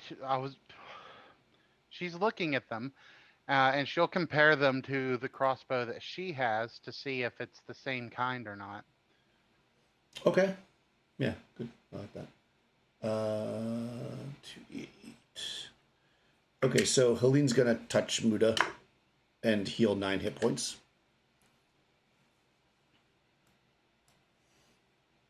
And she'll say, Well, "Be more thank careful." you. You're welcome. Be more careful. Yeah. Is that see, you saying it or your God saying that? Oh no, I'm saying it. Oh, Yeah. I don't speak for the gods. oh. I see. No one really speaks for the gods, do they? Well, I do, but Oh. yeah. Well, how's that working out for you? Well, you can see I look like this. Yeah, I get hurt a lot. I see that. Yeah, she pulls out a krill bar and starts eating it. Yeah, so you look at the devices. They don't look like your laser crossbow at all. Number one, they don't have any kind of cross member, but you do notice something in common. Your laser crossbow has like a trigger, which all crossbows do, I guess. They have kind of like, if you'd have to hold it with 2 hands, you'd kind of put it against your stomach, and there's like 2 triggers that you can do with your thumb to fire it, and it's kind of like a wider barrel like this. But the other thing that you see is that there's these like tubes that go off into this backpack. And you would, you're a magician and all that, so I'll give you a 3 and 6 chance to give you more information about how it might work. Okay. I mean, that's part fairly obvious. 1, oh yeah. You surmise based on things you've seen before and knowing, like, let's say the laser crossbow uses that like magazine and everything, that somehow these backpacks are like the power source for it. So unlike the very elegant tiny magazine for the laser crossbow, these require these large backpacks to function, and they seem to actually be almost like sewn in medically to these creatures. You think you could probably remove them, but you don't know like how long the weapon work. You have a feeling the weapon feeds off of their essence. So it probably has some in there because they're dead and you can see the weapon's still charged, but you don't think they have very many charges if you were to cut them off the bodies and use them. But, there's some charges in them. All right. Yeah, she'll relay all of that information to the team. Yeah. So, I mean, effectively, they're kind of bulky and heavy, but you could use them, is the thing. They will count as an untrained weapon. So for a fighter type, you'd be -1 to hit. And for other types, it would depend on your type. But they are pretty powerful, clearly.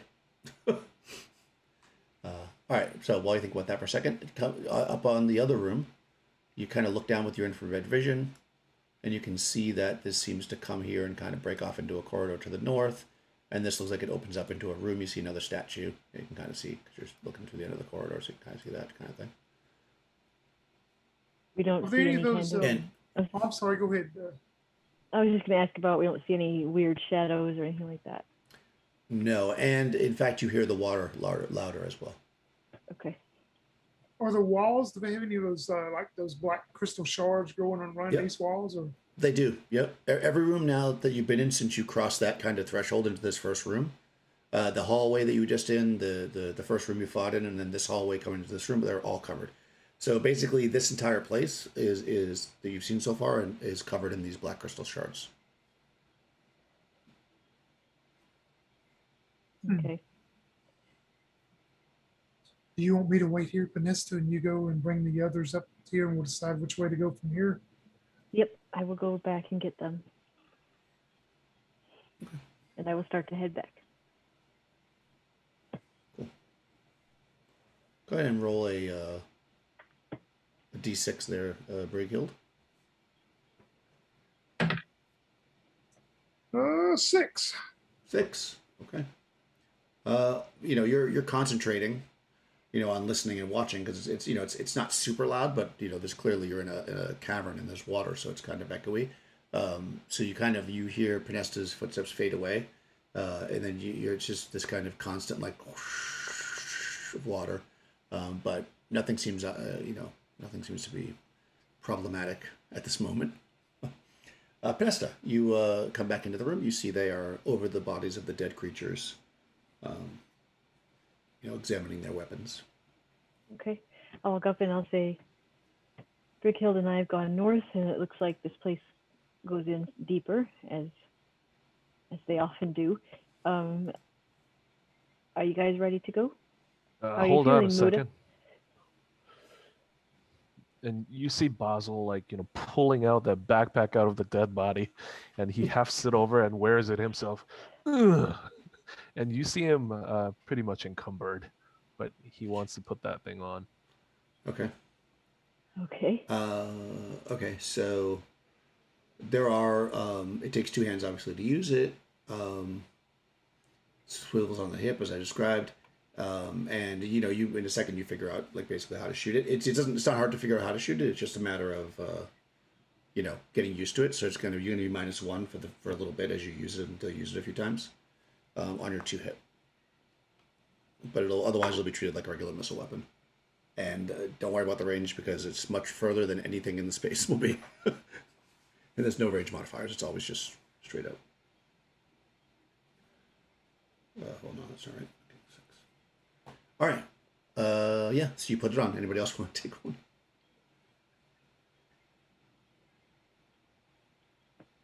Oh, I should also point out that they're metal, but it's metal. The metal is copper, and like I said, there's like almost like a glass bowl on the back with these like glowing beads inside. You said they're heavy. Like how heavy are they? Like weight wise? They're heavy enough that you'll be encumbered if you put one on. It'll Okay. be the equivalent of wearing like heavy armor. Like they're heavy. It doesn't say exactly how heavy they are, but you'll be slowed down. Like they're naked except for these, and their movement's 20. So they're basically encumbrance because they're big. Okay. All right. Yeah. No, I don't want one. Nope, I wouldn't. I would just say, looking good, Basil. And how are you feeling, Muda? Are you ready to go? I'm okay, but Rel thinks that Helen is quite opinionated. Is that what Rel thinks? Yes. She seems to speak quite freely, despite she's quite rude to me. Oh, I'm sorry, Buddha. Is Muda okay. saying that like out loud? Oh yeah. Callista says like, well, I mean, at least she worships a real god. I mean, you know what I mean. Yes. Anyway, Let me tell Brighild, you, Muda, she's an Amazon. You should just accept it and move on. No, that's okay. come I on, Muda. understand. Brighild's waiting for us. Okay. Yeah. Go. Yeah. She says I get into trouble a lot. I don't think so. I just think you're really unlucky, buddy. See, I think that I put myself out there. That could be as well. Yeah. Callista's gonna turn her electric electric torch. She's gonna turn it off, but she's gonna like keep it out for now in her hand in case she needs it again. Okay. Yeah, you notice too as your eyes are starting to adjust that this entire place does actually, it's not completely dark. It actually has a bit of a kind of a like a purpley light that seems to be glowing through the walls through all these like blackish gems that are these are crystals that are coming off the wall. So now that you've been here for a few minutes, when you probably get blinded every time Basil swings his sword over, but you feel like if you just weren't staring directly at the sword for a little bit, you could see enough to move around without crashing into the walls. But it's it's dark, but it's not absolute pitch dark like you might imagine. And just again, any of these statues that are in this area, so the circles with the stars, are Hyperboreans with their heads smashed off. So yeah, Aline will take up the rear with Callista. Oh, that's where Callista stay. Real quick, while we're here, and if we have time, Callista would like to look over like the base of those statues. She'll use her electric torch to see and see if there's any like writing or anything like that on them.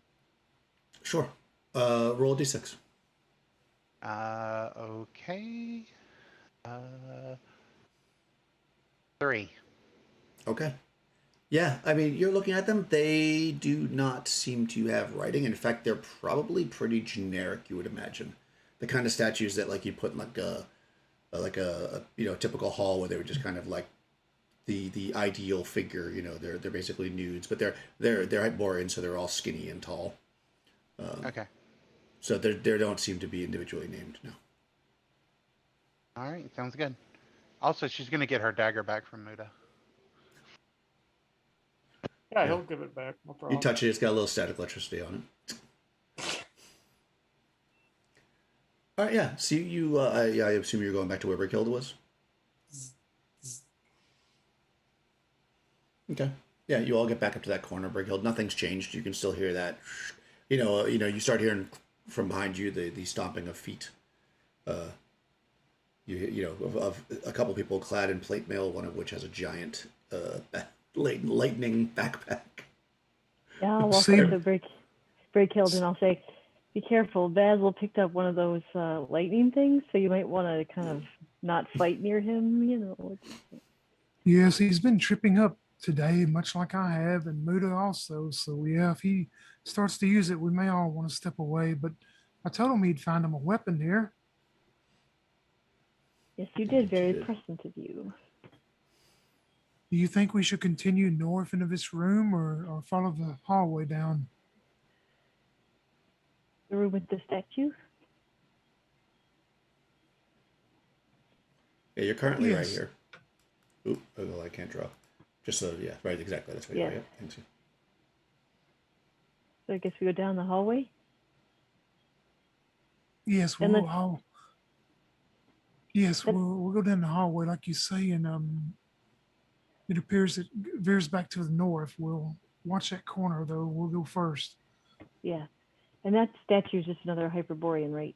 Or is it Daniel? Yep. Hyperborean Okay. with the head smashed off. With the head Yep. smashed off, right? Okay. Yep. By Okay, the way, so did we you- find out anything about the people that we killed earlier? Were they like, regular folks or Hyperboreans? Oh, the The ones with the people you took the backpacks. backpacks off of. Sure, Yeah. they are. Yeah, so yeah, I guess you were taking the time to look at the instruments. You took some time to do that. No, they're not Hyperboreans. They look like they're probably of common blood, maybe. They're very well. They're very kind of thin, and you would imagine. I mean, they happen to have been nude, but if they were dressed, it'd be kind of androgynous looking, like you wouldn't be able to tell.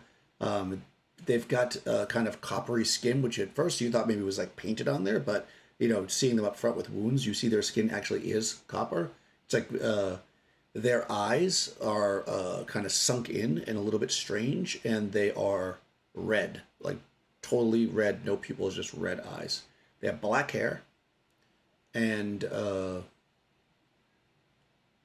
yeah, that's basically what they look like. Oh, and no other hair on the rest of their bodies. I mean, if you were to take the time to wow. look, like no eyebrows. Yeah, Or beards. Basil comments, it's like those people that we fought, they're stuff of nightmare. And he says that to Amura. Yeah. So, but we've seen lots of interesting things lately. Yep, and Basil struggles to catch up with the rest of the group because right now his movement is so encumbered. It's like movement is 10, I believe. Oh boy. All right. You want me to take Well- something from you? You want me to carry your shield or something? Yeah, well, you can't use the shield with the. Or your sword? I think I can, but it'll be difficult. Yeah, you wouldn't be able to use your sword, your shield, and the lightning gun, we'll call it. But you certainly could use the shield if you weren't using the lightning gun. You'll just have this giant thing hanging off the front of you. Yeah. But anyways, yeah. So we can all imagine that as Basil's walking real slow, and then you've got Helene kind of walking in the back, like covering the rear, like she keeps looking and then stopping, and then walking and then stopping because you're going so slow, even though she's in plate mail. So Go ahead. What go ahead. what did Basil do with that sword? Because I cast light upon his sword. Yeah, I'm guessing he put it in his sheath. He's not using it. So What did you do with yours, we Bill? don't have light anymore. No, I mean he should be carrying the sword, but he won't be able to fight with it. So I guess he's like Right. holding the cannon with one arm. He's like cradling it like a baby, and then he's using that sword to light the way. But if there's a combat, then he's probably gonna drop one or the other. Yeah, well, you can't really drop the cannon very easily because all over it's on your back. So Yeah, he'll probably yeah. end up dropping the sword. okay, that's fine. So yeah, you're moving through. So Brighild and Finesta have plenty of time to check this out with the infrared Yeah, we vision. wanna- You move forward. Yeah. Move forward. We'll Go be ahead. really, really careful at the corner there where it turns north. Okay, yeah. So when you get to that corner, you see north of you a door. This door is a little different than a door you would imagine, although not from what you just came. It seems to be made of that black crystal, but unlike the kind of shield, we'll call it, or protection or wall that blocked the other thing. This is clearly a door. It's basically, but it's formed into like a really almost like an aperture. You know, kind of like there's like pieces like locked together like this. And what you do notice that's kind of interesting is that you're looking up there and you see this kind of like strange configured door, and on each wall right in front of it, there are across from each other, there are holes that are probably like, you know, half an inch to an inch in diameter. So one on each side, kind of like a foot away from the door in front of it, about shoulder height for you. No, that doesn't look too good, does it? It does not. Looks very trappy to me. Maybe Muda can, well, he's probably could crawl in here on his knees and check it out. He's the traps one who knows about traps. I say we get him up here. Yeah, also, because you came But around that there- corner to look in there, sorry, I'm just going to reveal more and we'll talk about it after you finish talking. Sorry, go ahead. So you can see all of this. Well, actually, I'm just going to reveal this whole thing. This is obviously solid right there. So this is basically where it says 365 here. This is basically water coming down from above. Let me get my little pointer here. So you got water kind of coming here. I'm sorry, no, water coming here. And then it's water falling this way. Obviously, it doesn't say CB5 on the thing. So there's a waterfall in here. In addition to that, you've got, so it's pretty loud. In addition to that, you can see from where you're standing, you can see there's another passageway here, like this. I mean, I'm just going to reveal it. It's pretty obvious that there's a pass here. Is it falling into like a some type of pool or like a raised pool or something? Yeah, it's actually below you. So you're at the level of, not that you know this, but you guys are at 445 feet. So this is actually, you're actually looking down into it. It goes first into I should have said it wrong. So it goes into, I was right. It goes into 365 first, then it goes into 315. So it drops and then goes forward.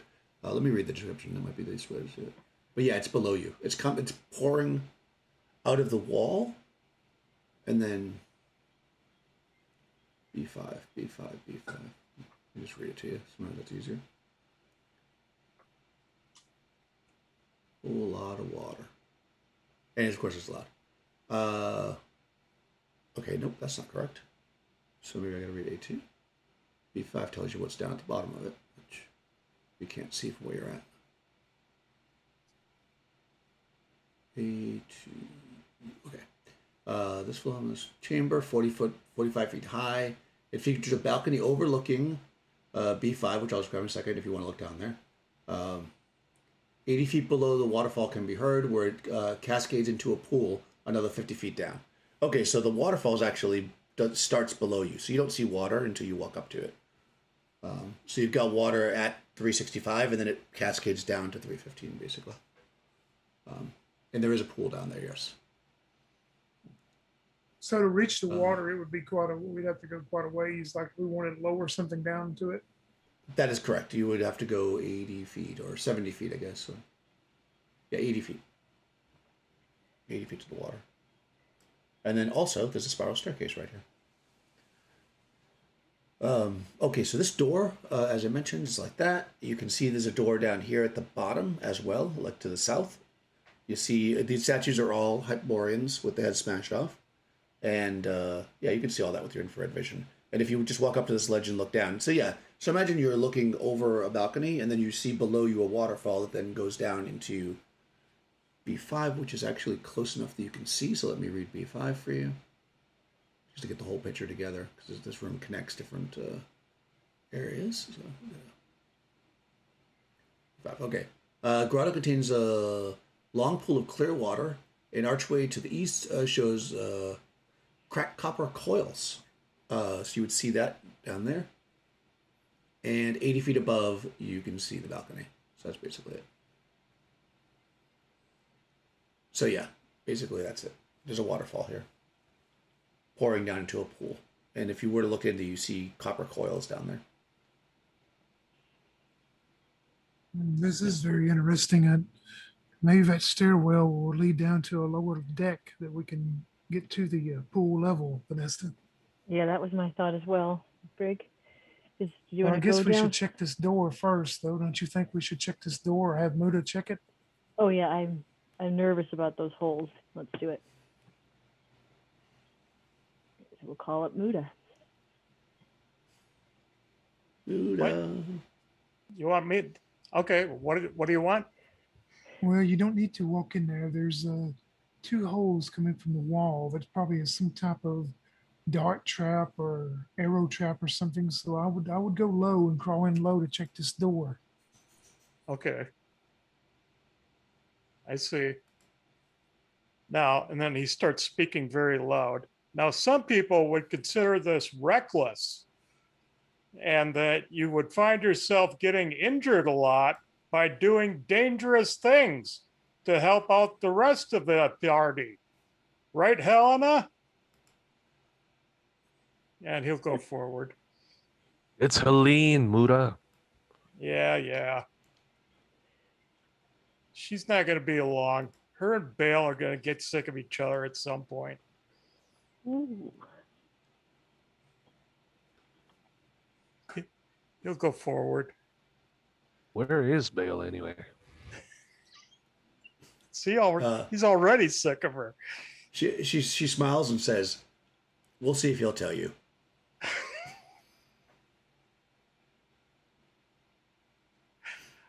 Yeah, I will. You want a D6 roll on this or a D12? What is it? D12? Yeah, what do you want to do? So there's basically these two holes about, well, for you it's about a little, because you're a little shorter. So it's like maybe just above your shoulder. You can see these two holes. They're kind of across from each other. Yeah, I mean, you can clearly see the holes are there. What do you want to do to figure out what they are or whatever? I'll look around for a trap. Okay, like something to trigger it, like a pressure plate or something. Yeah. Well, Okay. Since we're in here deep enough, I'm just going to cast a spell. Oh. Okay, go for it. What kind of spell? Detect, find traps. Oh, that is a good spell. Yeah. Okay, yeah, you cast a spell. There is no trap. There is no trap here. Okay. And I'll just keep my hands out as I rotate around. And I now look like I'm sleepwalking as I'll start moving around the room. Okay, you're gonna just go around this whole area A2. Yeah. Okay. You're doing that. It'll take a few minutes to do it, but I'll tell you if you run into any traps. What, are you guys just gonna wait for him, or do you want to do anything else? Yeah, Brickyle's just watching him kind of intently and to see what exactly. She's never seen him exactly do things this way. Yeah. Like, I'm not finding anything. See? Nothing. Go ahead Basil, Look at me. Basil I can do this with my eyes mentions. closed. Basil walks up to Brighild and says, "Ever since we came out to Crystal Point, everyone's acting quite strange," and points at Muda. Maybe it's something about this place that's causing all of it. Yeah, that's for sure.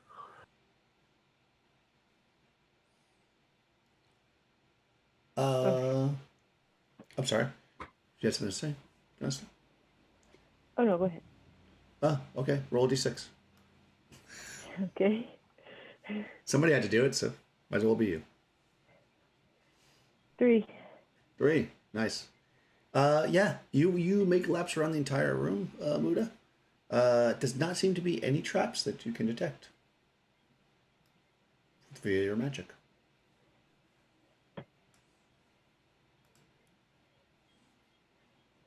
I'm burning this for 30 minutes, so I'm just going to keep going like this. Okay. Also, I look at Breakhill and I'll say, well, he doesn't seem to be reacting in any way to anything. So maybe maybe the holes are for something else, but I don't know what they're for. We should keep Well, moving. Just keep moving. I guess we'll go through that door up there. He's very confident. He said there's no kind of traps that's gonna set off. No, not that I can see. Unless you Okay. want me to open the door. No, no, you keep doing whatever you're doing right now. I can do it because, if I duck down and I open the door and the thing goes off, I'm Well, that sure would enough it'll mean, go over top of me. well, yes, and that would mean you were wrong in your deduction that there were no traps too. Then, Yeah, sometimes that happens. well, I'm going to trust you this time. And Well, Bricky's going to go up to the door and open it, or try to open it. Yeah, it doesn't seem to be any handle or obvious way to open it. It's definitely framed like a door, and it has almost, like I said, like almost like puzzle pieces, like stuck together of this black crystal. And it's unlike the other black crystal, this is opaque, so you can't see through it. Basil, do you think that contraption you were wearing could blast a hole into it? Well, I was exactly thinking the same thing. It's a fine key, it is. Should I? He looks at all the Well, others. let us stand back out of the way first. It's probably a good All idea. right, here we go. And he goes, Okay. Nice. But roll a d20. all right. Yeah.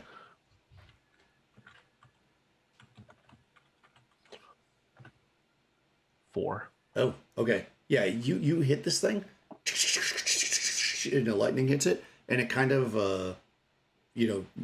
there's like bright. Obviously, it's bright in the room, and there's that smell of like a lightning strike, but the door is still there when you kind of your eyes adjust again to the light in here. Well, it didn't do much. Well, it must have something to do with these strange pieces on it. Oh no, hold on. I'm sorry. I did that wrong. That was a saving throw for the door. Low is better. No, the door explodes. Oh, It's not a Never 2-hit mind. roll. That was the door saving throw. Sorry. It failed the saving throw obviously with the 4. So yeah, it explodes. You just. I guess he says, well, it didn't do much. And after like a second, it explodes. It's like, Exactly. whoa! Right. Well, there you I go. guess it worked. Yeah. There's like a million shattered pieces of crystal all over the floor. You know, Panesta, Brigild, I love this thing. And he like cradles it. well, it's very dashing, and it certainly works. Well, just keep an eye on Muda and whatever trance he's in, and I'm going to proceed up here and see what's behind the door you've made for us. Careful, Not a Breakhold. trance. You don't detect any traps. Nope. Be careful, Okay. Breakhill. That explosion was kind of loud. You don't know what it attracted. Is what I'll say. Okay. So you're gonna step out into the hall and look around, see what's up there, Rigel? Yep, I want to step up out of where we bloated it apart and kind of Okay. look past it. Cool. Make a saving throw to see if you are surprised. Not a saving throw. Make a d6 roll to see if you are surprised. I can tell you the creature is not surprised by the exploding That is door. a 2. 2, you are surprised. Oh, this is not good. Okay. Let me just reveal this so it's all revealed. Somewhere in the darkness off to the side. Oh, no, hold on. You have infrared. You can see actually pretty far. Say to here. Right about here, you see a very strange creature. You actually don't, because it's you're surprised. You don't see nothing. The creature shoots at you with its laser gun first, or its weapon that it has. Let me roll a d6. I think it just gets one shot. It's laser pistol, one shot. Here we go. Ooh, not good. 16 on the AC die. 4. Okay, yeah, definitely hit you. Okay. This is not good. Make a saving throw. Hold on, I think it is against transformation, but I'll just quickly check that.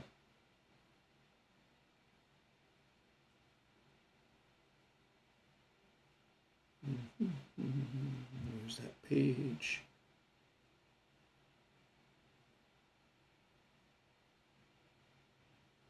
Where are you? Too much pressure here on it. I've got to find it. Oh, I just had it. I know it's a saving throw, though, to avoid the effect of the weapon. Here we go. Oh,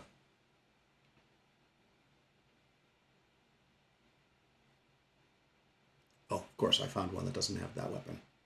This one does.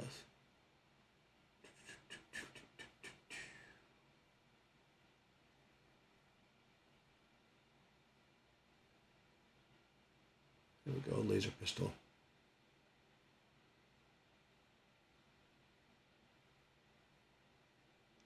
Okay, death save. You want to make this, yep, roll your best roll you've ever rolled per guild. Oh my gosh, I made it by 1, a 15. Okay, you're still going to take damage, but it would have been very bad if you had failed that. Death save, take 3d6 if you pass the save. Okay. Oh, not bad. Okay. 9 points, which is still a decent amount of damage, but yeah, you get grazed by what is, you quickly, everybody sees, obviously.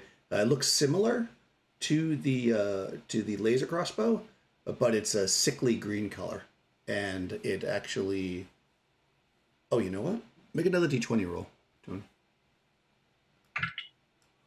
12. 12. Okay. Let me just check the save for the.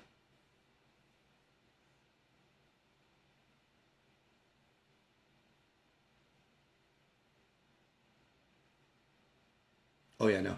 Okay, so this thing grazes you and like burns through your arm, and hits this door to your right, and the door completely disintegrates. And yeah, we are now at the surprise round. So, what do you want to do, Brighild? She's going to look back down the area where the rest of them are. She's going to go, Basil, I think we need your weapon up here. Okay. I mean, you can see that, I'll say, as we come to the round, you can see this creature. It is, let's see if I get a picture of it for you. But I'm going to move, like retreat back into Get back the around main the room. corner. Okay. That is a wise move when you are being set upon by a laser. Yeah. Let's see if I can. Did the creature, does it look, even though I was surprised I get enough, did it look like those other two, kind of, the way that it was in appearance? Oh no, not at all. Completely different. Oh yeah, I'm going to show you a picture. This is a completely different thing altogether. But imagine it's holding a laser gun. Let me get the open the picture. Let's see. Oop, that's not the right thing. Where's Zoom? I have so many windows. There we go. Ooh, let's see. Looks like that. Oh, wow. Yeah, it's pretty creepy. And about human size.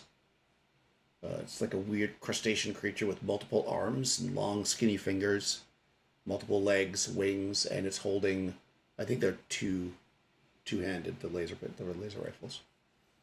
And it just shot at you with it. Okay. So your plan is to call for Basil and retreat. Yep, I'm retreating back to the waterfall room. That sounds like a pretty strong plan to me. I'll just go here. Callista, what would you like to do? You probably see Brighild get zapped, and you hear her scream out and start to move back. What do you want to do? Callista is going to cast Mirror Image. Okay. How about Muda? I'm going to go for my bow then. I'll drop the spell. Okay. And Panasta? She sees Brighild get hit, as she will draw her sword. Okay. So, Muda, do you want to step out of the hall and shoot the bow, or you just want to stand there and wait to see if the thing comes to you? I'll being the reckless person I am. Somebody's got to do it. Someone's got to do it. Yes, he will step out into the hallway and fire. Nice. And how about Basil? Basil's gonna rush up there at. He's gonna run. Yeah. So he's gonna be running. So it's 10 movement. God. And he says, "It'll be nice if I could disappear from the site." Okay. Yeah, you'll probably have to use your full movement. I mean, everyone's waiting not that far away, so if you want to get up into the hallway, you'll have to use your full movement, which means that you will not be able to shoot this round because you're too slow. Okay. Initiative. Crystal. 3 for the creature. 5. Nice. You're going to go first, but I also realize that it's 9 o'clock, so why don't we take a break before we get into this combat, just because it takes a while.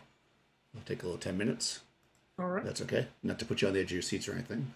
Yeah, we'll take a little 10-minute break, and we'll come back.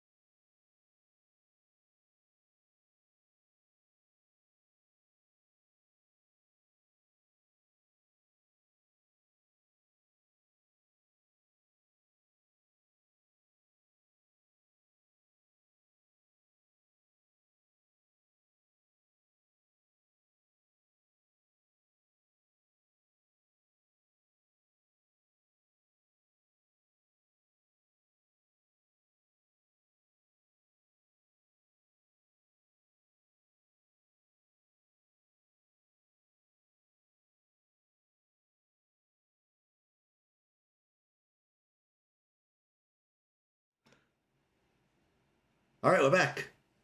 Okay. The party won initiative with 5. The creature got a 3. So we are looking at melee, and nobody, is meleeing at all at this moment. So we jump to missile with stationary, but nobody's firing a missile stationary. You're all moving. So magic happens. Calesta's spell goes off. You can do a mirror image, right?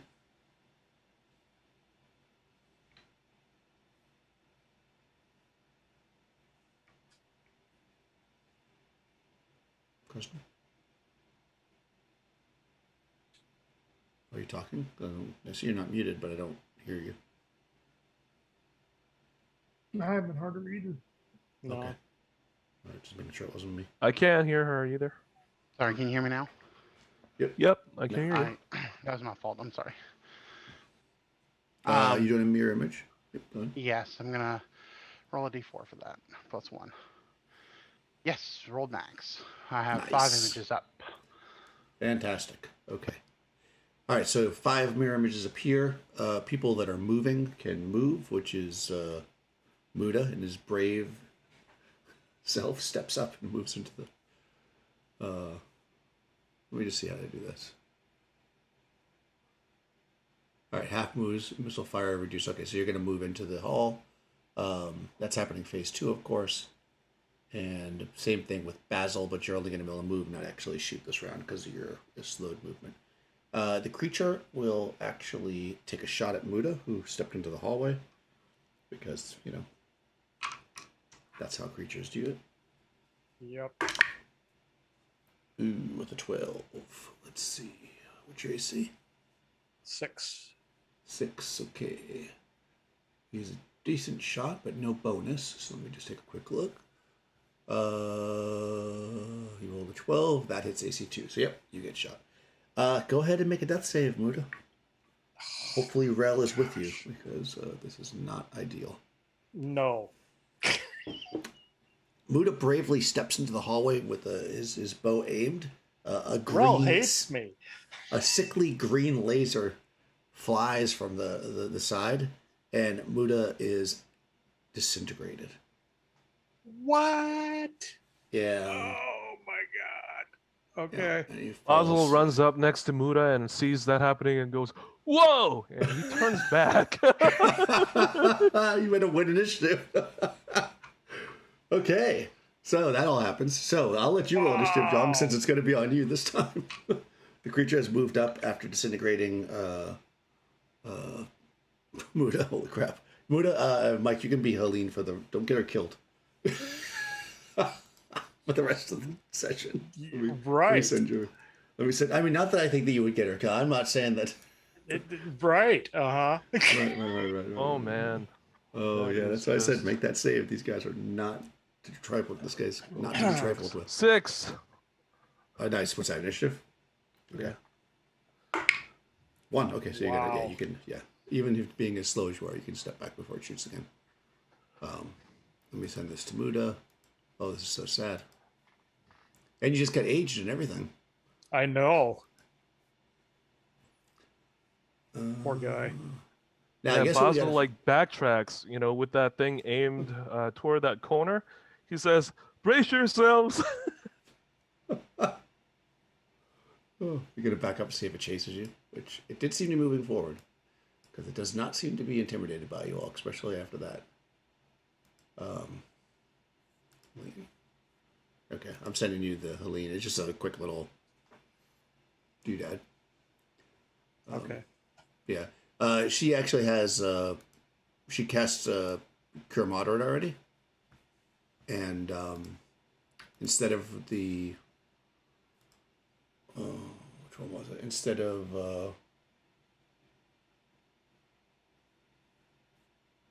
I think it's instead of locate object, she took remove, what do you call it? Cure disease, rather.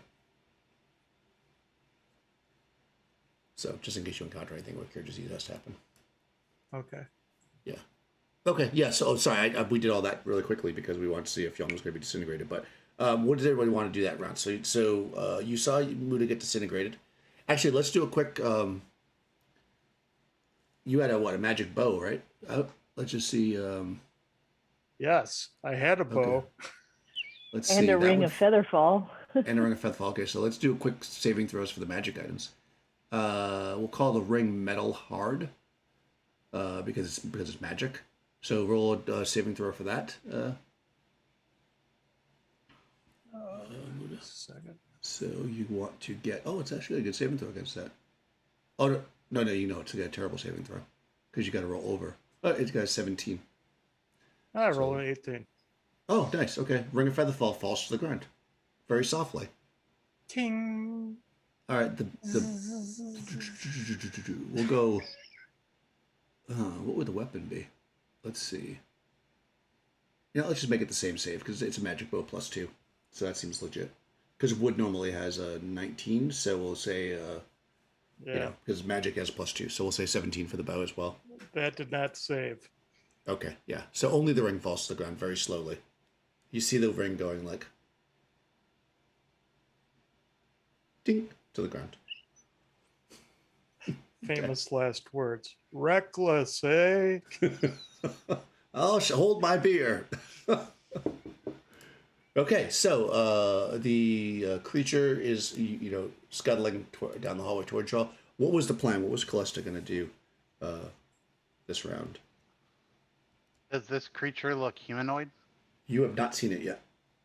The only people who have seen it is and survived is Breakhild. But I did see the green laser. Yes, you did. Sickly green laser. Okay, she's gonna cast darkness at the creature when she can see it. Hopefully she'll be able to see it.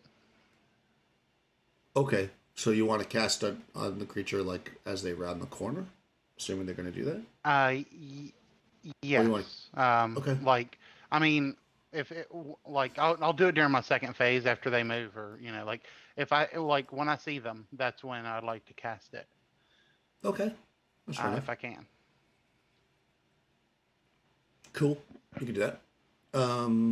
Muda's, of course, already went. What did Podesta and I'm sorry, what's Podesta want to do? Muda stepped up and got disintegrated. Yeah, I saw that. Yeah, so I'm not going out there. No? It's my turn to back up and cast Mirror Image. Okay, very smart.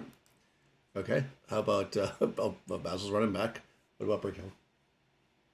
Yeah, Brickhill sees what happens to Muda, and then she sees Basil, get the fear and start moving back in that main room. She knows there's nothing she can do to face something like this, not knowing what kind of weapon this creature has. It's already damaged her some, but seeing the unfortunate incident with Muda, she's going to start retreating back the way they come from and just telling the rest of them, we can't handle this unless one of you has something more powerful than I do. And she's going to start moving back down that hallway towards the area they come from. Right, so where you came from? Okay. You're just going to run, basically, like a full trot. Yeah. Okay. You're not encumbered, right? You move 40? Yeah, I got 40 movement. Okay. All right, cool. So that, and again, you guys win initiative, so Gluster, you're holding your action. Muda is gone, of course. Podesta casts Mirror Image. Basil moves back 10 feet. Could I stay right there next to the wall, like over there? You're not even that far, man. You were here. Hold on. Where I'm gonna show you. I'll show you where you are. You were here, and you won initiative, and you moved to here. Okay. Yeah, I mean, Could I? Well, I guess you can move down. What's that? Go ahead. Could I do ready shooter in this direction, like over there? 100%. Yeah. Okay. I'll do that. I'll ready shooter. I mean, it's technically for before initiative, but also you can wait for the thing to run around the corner. That seems legit. Okay. And it will do that actually. Let's see how its movement is. I'm quite sure I can move that far, but let me just make sure. You hear it, you hear the feet scraping on the ground as it quickly moves down the corridor. Oh yeah, it's good news. All right, yeah. So it's gonna. It was here. So 40. Okay, yeah. It doesn't quite get to you this round, but yeah, it's still coming towards you. You can hear it. And oh, actually, you know what? It can go that far. And let me check the range on that. Go ahead and. Oh no, you're how many? What level are you? What hit dice are you, Muda? Are you? Sixth. No, I'm sorry, not Muda. Basil.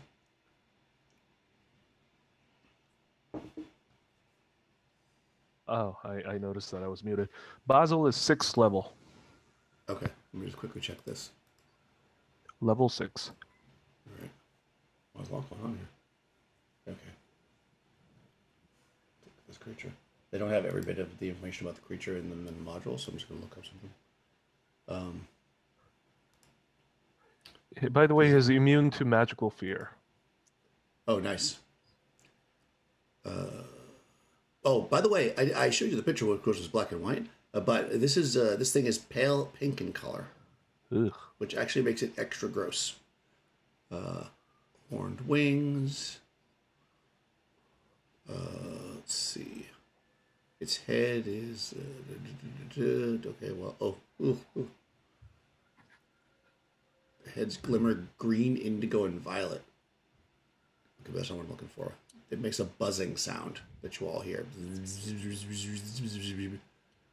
Ooh. 6 hit dice or fewer. Make a sorcery save there. Basil, you're the only one close enough. Oh, brother.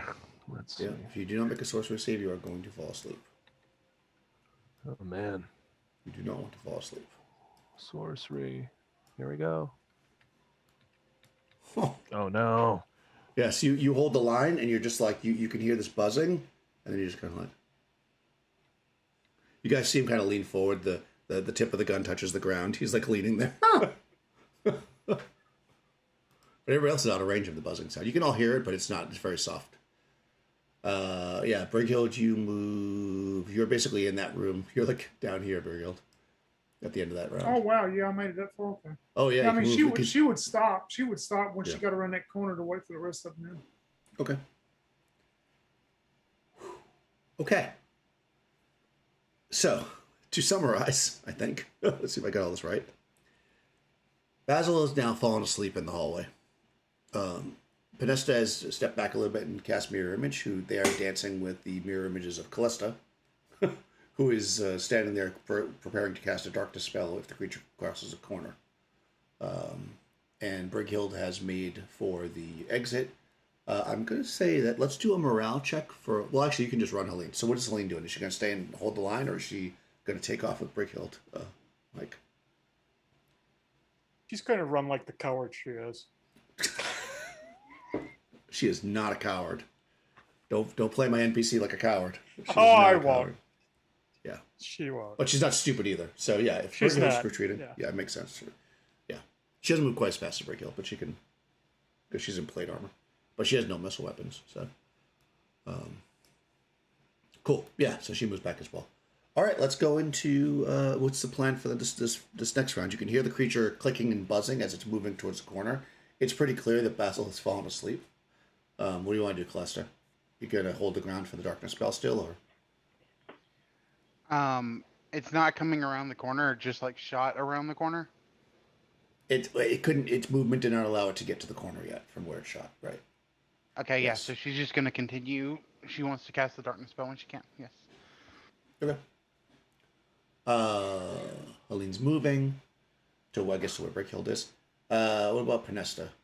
You got a whole bunch of you there. What do you want to do? Yeah. Oh my God. Where's Basil? So Basil is. Let's. Yeah, exactly. Yeah. Right in the way. Yeah. And of course, you can't close the door because you blew it away. Yep, he's sleeping right there. Yeah. He's like. Well, Oh, yeah, man. I don't think I can drag him by myself. Probably not. So I will. I'll continue to back away with my mirror images. Towards- you gonna, sorry, you gonna stay in this Brickhill. room back away? You're gonna head back towards Wood Brickhill. What? I'm gonna head back towards them and tell them that Basil is sleeping, and if we're gonna save him, we need help. Okay. Since I can't put him on the carpet, because you lost it and everything, Basil. Yeah, it's true. So you have what, 40 movement? If you want to just move, half move, you can move to there, right? And then call down to Brickhill, or you could get all the way to where Brickhill is. It's up to you. No, I'll go Whatever half. I'll be there. I have my mirror images, so hopefully they Okay. can take a couple of hits for me, and then I have 5 of them. So, and That's nice. So there's 6 Pinestas and 6 Calestas all in that room. yeah, That is a lot of people. yeah, and I'll yell at Brickhill and Helene. Okay. Okay. Crystal, since you're the one that's going to basically be standing closest to this creature when it comes around the corner, go ahead and roll initiative. To see if you beat it in initiative. 2 for the creature. 6. Okay. Yep. Okay. So, effectively, whatever, you're holding the line. All that action happens, right? Everybody moves to where they're going to move. Did you want to do anything, Brickhill, upon hearing what's going on? Well, I mean, if Vanessa runs there and says that, Brickhill looks at her and shakes her head and goes, I warned him. Whatever it is, Vanessa, that is too powerful for us. I mean, did you see what it did to Muda? And now it has put Basil to sleep. We cannot handle that. We need to keep going. I'm sorry. It is the wisest thing to do. We've got to get out of here.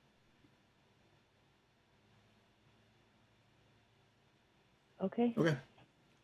All right, the creature rounds the corner. Go ahead and cast your spell. So what does the darkness spell do? You trying to blind her or something? Yes. It has to make a save versus sorcery, and if it fails, it will have a -4 on its initiative, it automatically loses its initiative and has a -4 on its attack. Okay. That's, of course, assuming that it needs to see. Yes. Attack, armor class, and saving throws will be at a -4 if it fails. Nice. And it automatically loses initiative too. Nice. Okay. Does it actually have the darkness on it, though? Is it walking around with darkness, or is it just like a blinding spell? Well, it says it evokes a magical blackness consuming 15 foot. Right. So it's basically going to have a black circle cast upon it that's going to carry around with it, which means you're not going to be able to see it either, although you can clearly obviously shoot things into the black circle. Okay. Sounds good, just so I can figure out what's going on. All right, so sorcerer save. Here we go. 11. It's just a straight sorcery save, or you said there's a minus? No, it's just a straight sorcery save. All right, let me see. Does it move with the creature, or is it just in that area? No, it'll move if it's cast upon the creature, it'll move with it. Okay. Okay, it gets... Does it get a bonus or it saves? It saves 14, so it probably failed, but usually they get a bonus to their saves. Why doesn't it say? Let me just go to the actual book here. Sorry.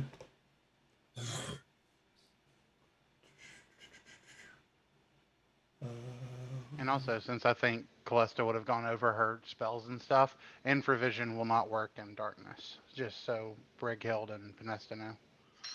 Okay. All right. Nice. Saving throw. No, it doesn't get any bonuses. It fails. Okay. Yeah.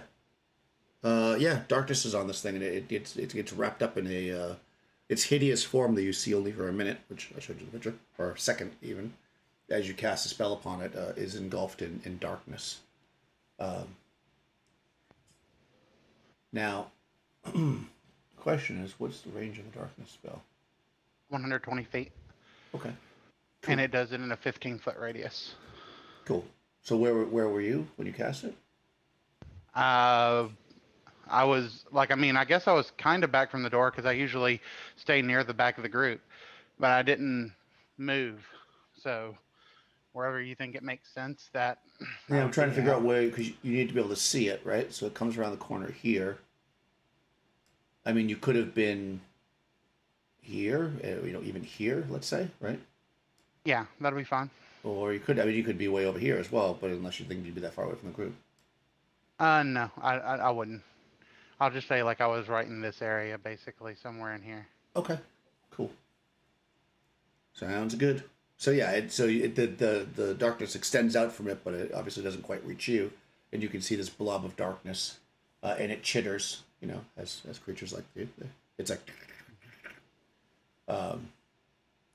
and it's gonna try to shoot you, I guess. What's the minus? It's -4. Right, but it's gonna target one of your mirror images automatically, right? Or is there something? You roll and you assign a number to which one I'll be, basically. Okay, you can do that. Roll a d5 and you can be number 1, or whatever number you want. Just tell me the number before you roll, obviously. Yeah, I'll be number 1. That'll be fine. Okay. Oh my goodness. Oh god. Okay. It rolled an 11, -4, right? So that's a 7. Yes. So 7 hits, armor class 7. Does that hit you? Let me check. I think my armor class is 8, if I'm not mistaken. Yeah, my armor class is 8.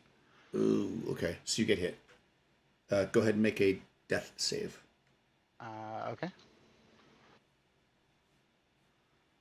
And I failed. That save. Oh, jeez. Okay, Callista is also vaporized by the creature, who doesn't bother to do anything with Basil, obviously, because Basil's asleep. Oh my god. Yeah. Yeah. So you hear the invocation of a spell, and then probably Callista's last words as you scream out whatever you're going to scream. Worst luck ever. I'm throwing this die away. Yeah, and you hear. Do you have any magic items on you? I have my magical crossbow and that +2 dagger. Oh, and my crystal ball. Okay. So let's do some saving throws. We'll give a 17 to the first 2 items. Also, I was carrying that token that was meant for Shigani's brother. God, yes, you were. Okay. That's okay. Save for the crossbow first. Okay, and there won't be any bonuses for that, right? Nah, no, it's just straight up. Okay, let me just do a. It's made out of wood, so nope. Crossbow's gone.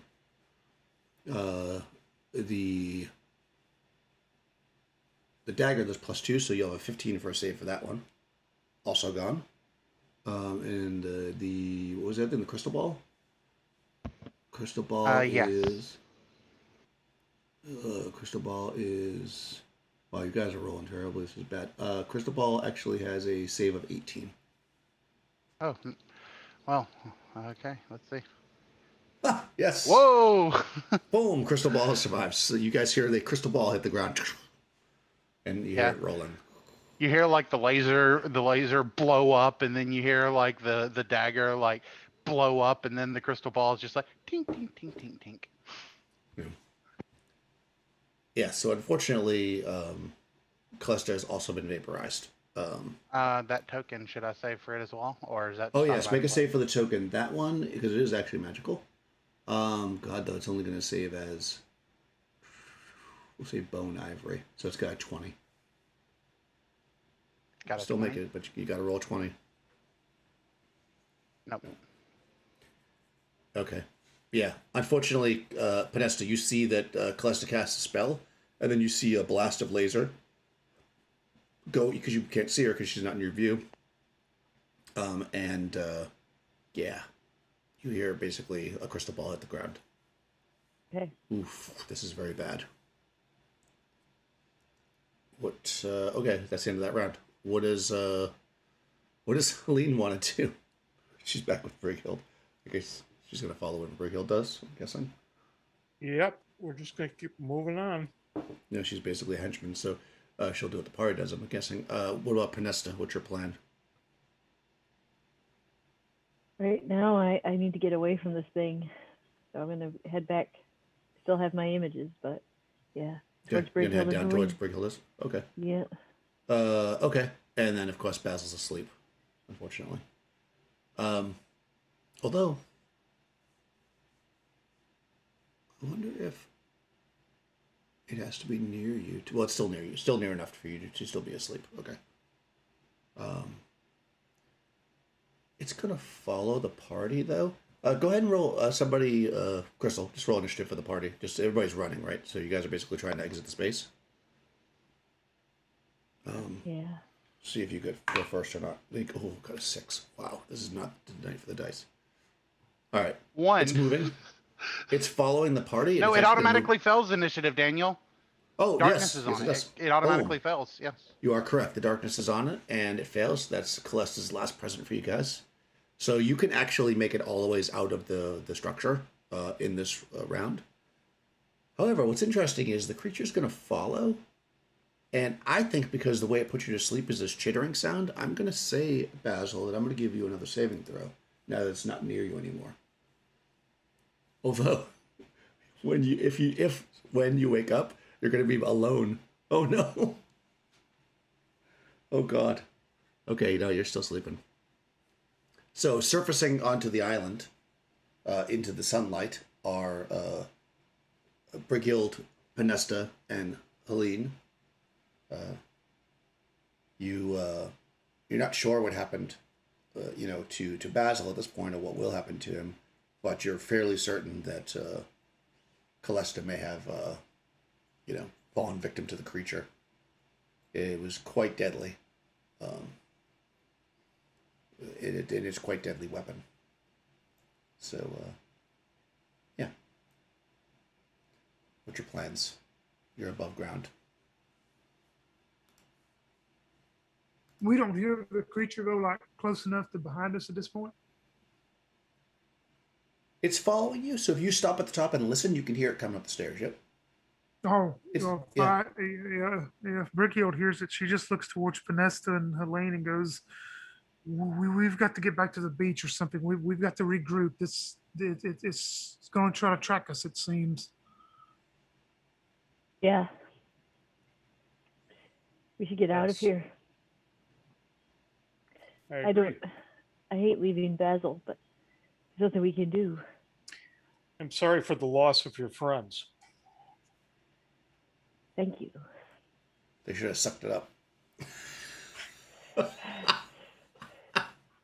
They could sleep it off. They'll be fine. Oh, man. Perhaps if they had not Okay. been so reckless. Huh. Wow. They would have Okay. been your friends longer. Oh, that is the truth. All right, yeah. So the creature does not come. I mean, you already look over your shoulder as you're running towards the beach. It doesn't follow outside of the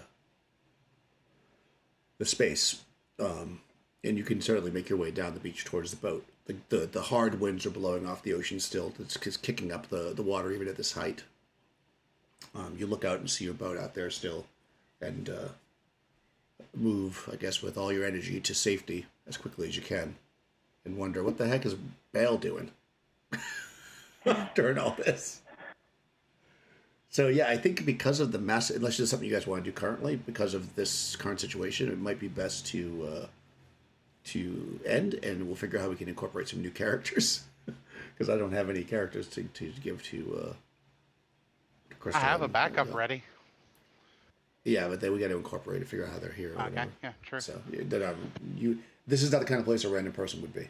Although they might be. We'll have to talk about it. So yeah, I think that's the best bet. You know what you're facing on some level now. A creature that you do not want to get in the scope of. Any things you guys want to do, or before we end up? Yeah, Brickyard, if they get back to the ship, she looks towards Penesta and she goes, "I need time to think. I've got to go below deck to my cabin."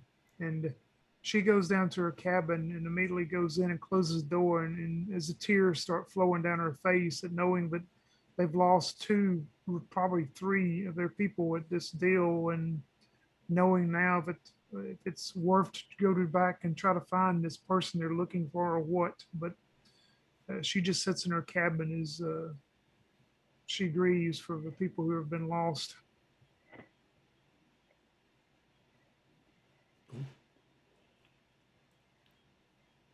Pinista will say, I guess they should have liked and commented and subscribed to Bandits Keep Actual Play.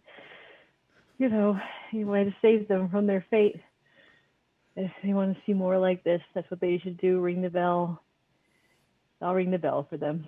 So We got to ring the bell for the dead. Yes. for the Wow. dead, yep. Ring the Oh bell. man.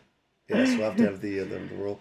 Yes, they were excellent characters. Basil will figure out. He may come back, but I think we're still going to have you get into the character next time, Young, because I don't want to give away too much. But yeah, that was ouch. But you kind of know what you're facing. And if you can formulate a plan, perhaps you can take this thing out, if you so desire. Until next week.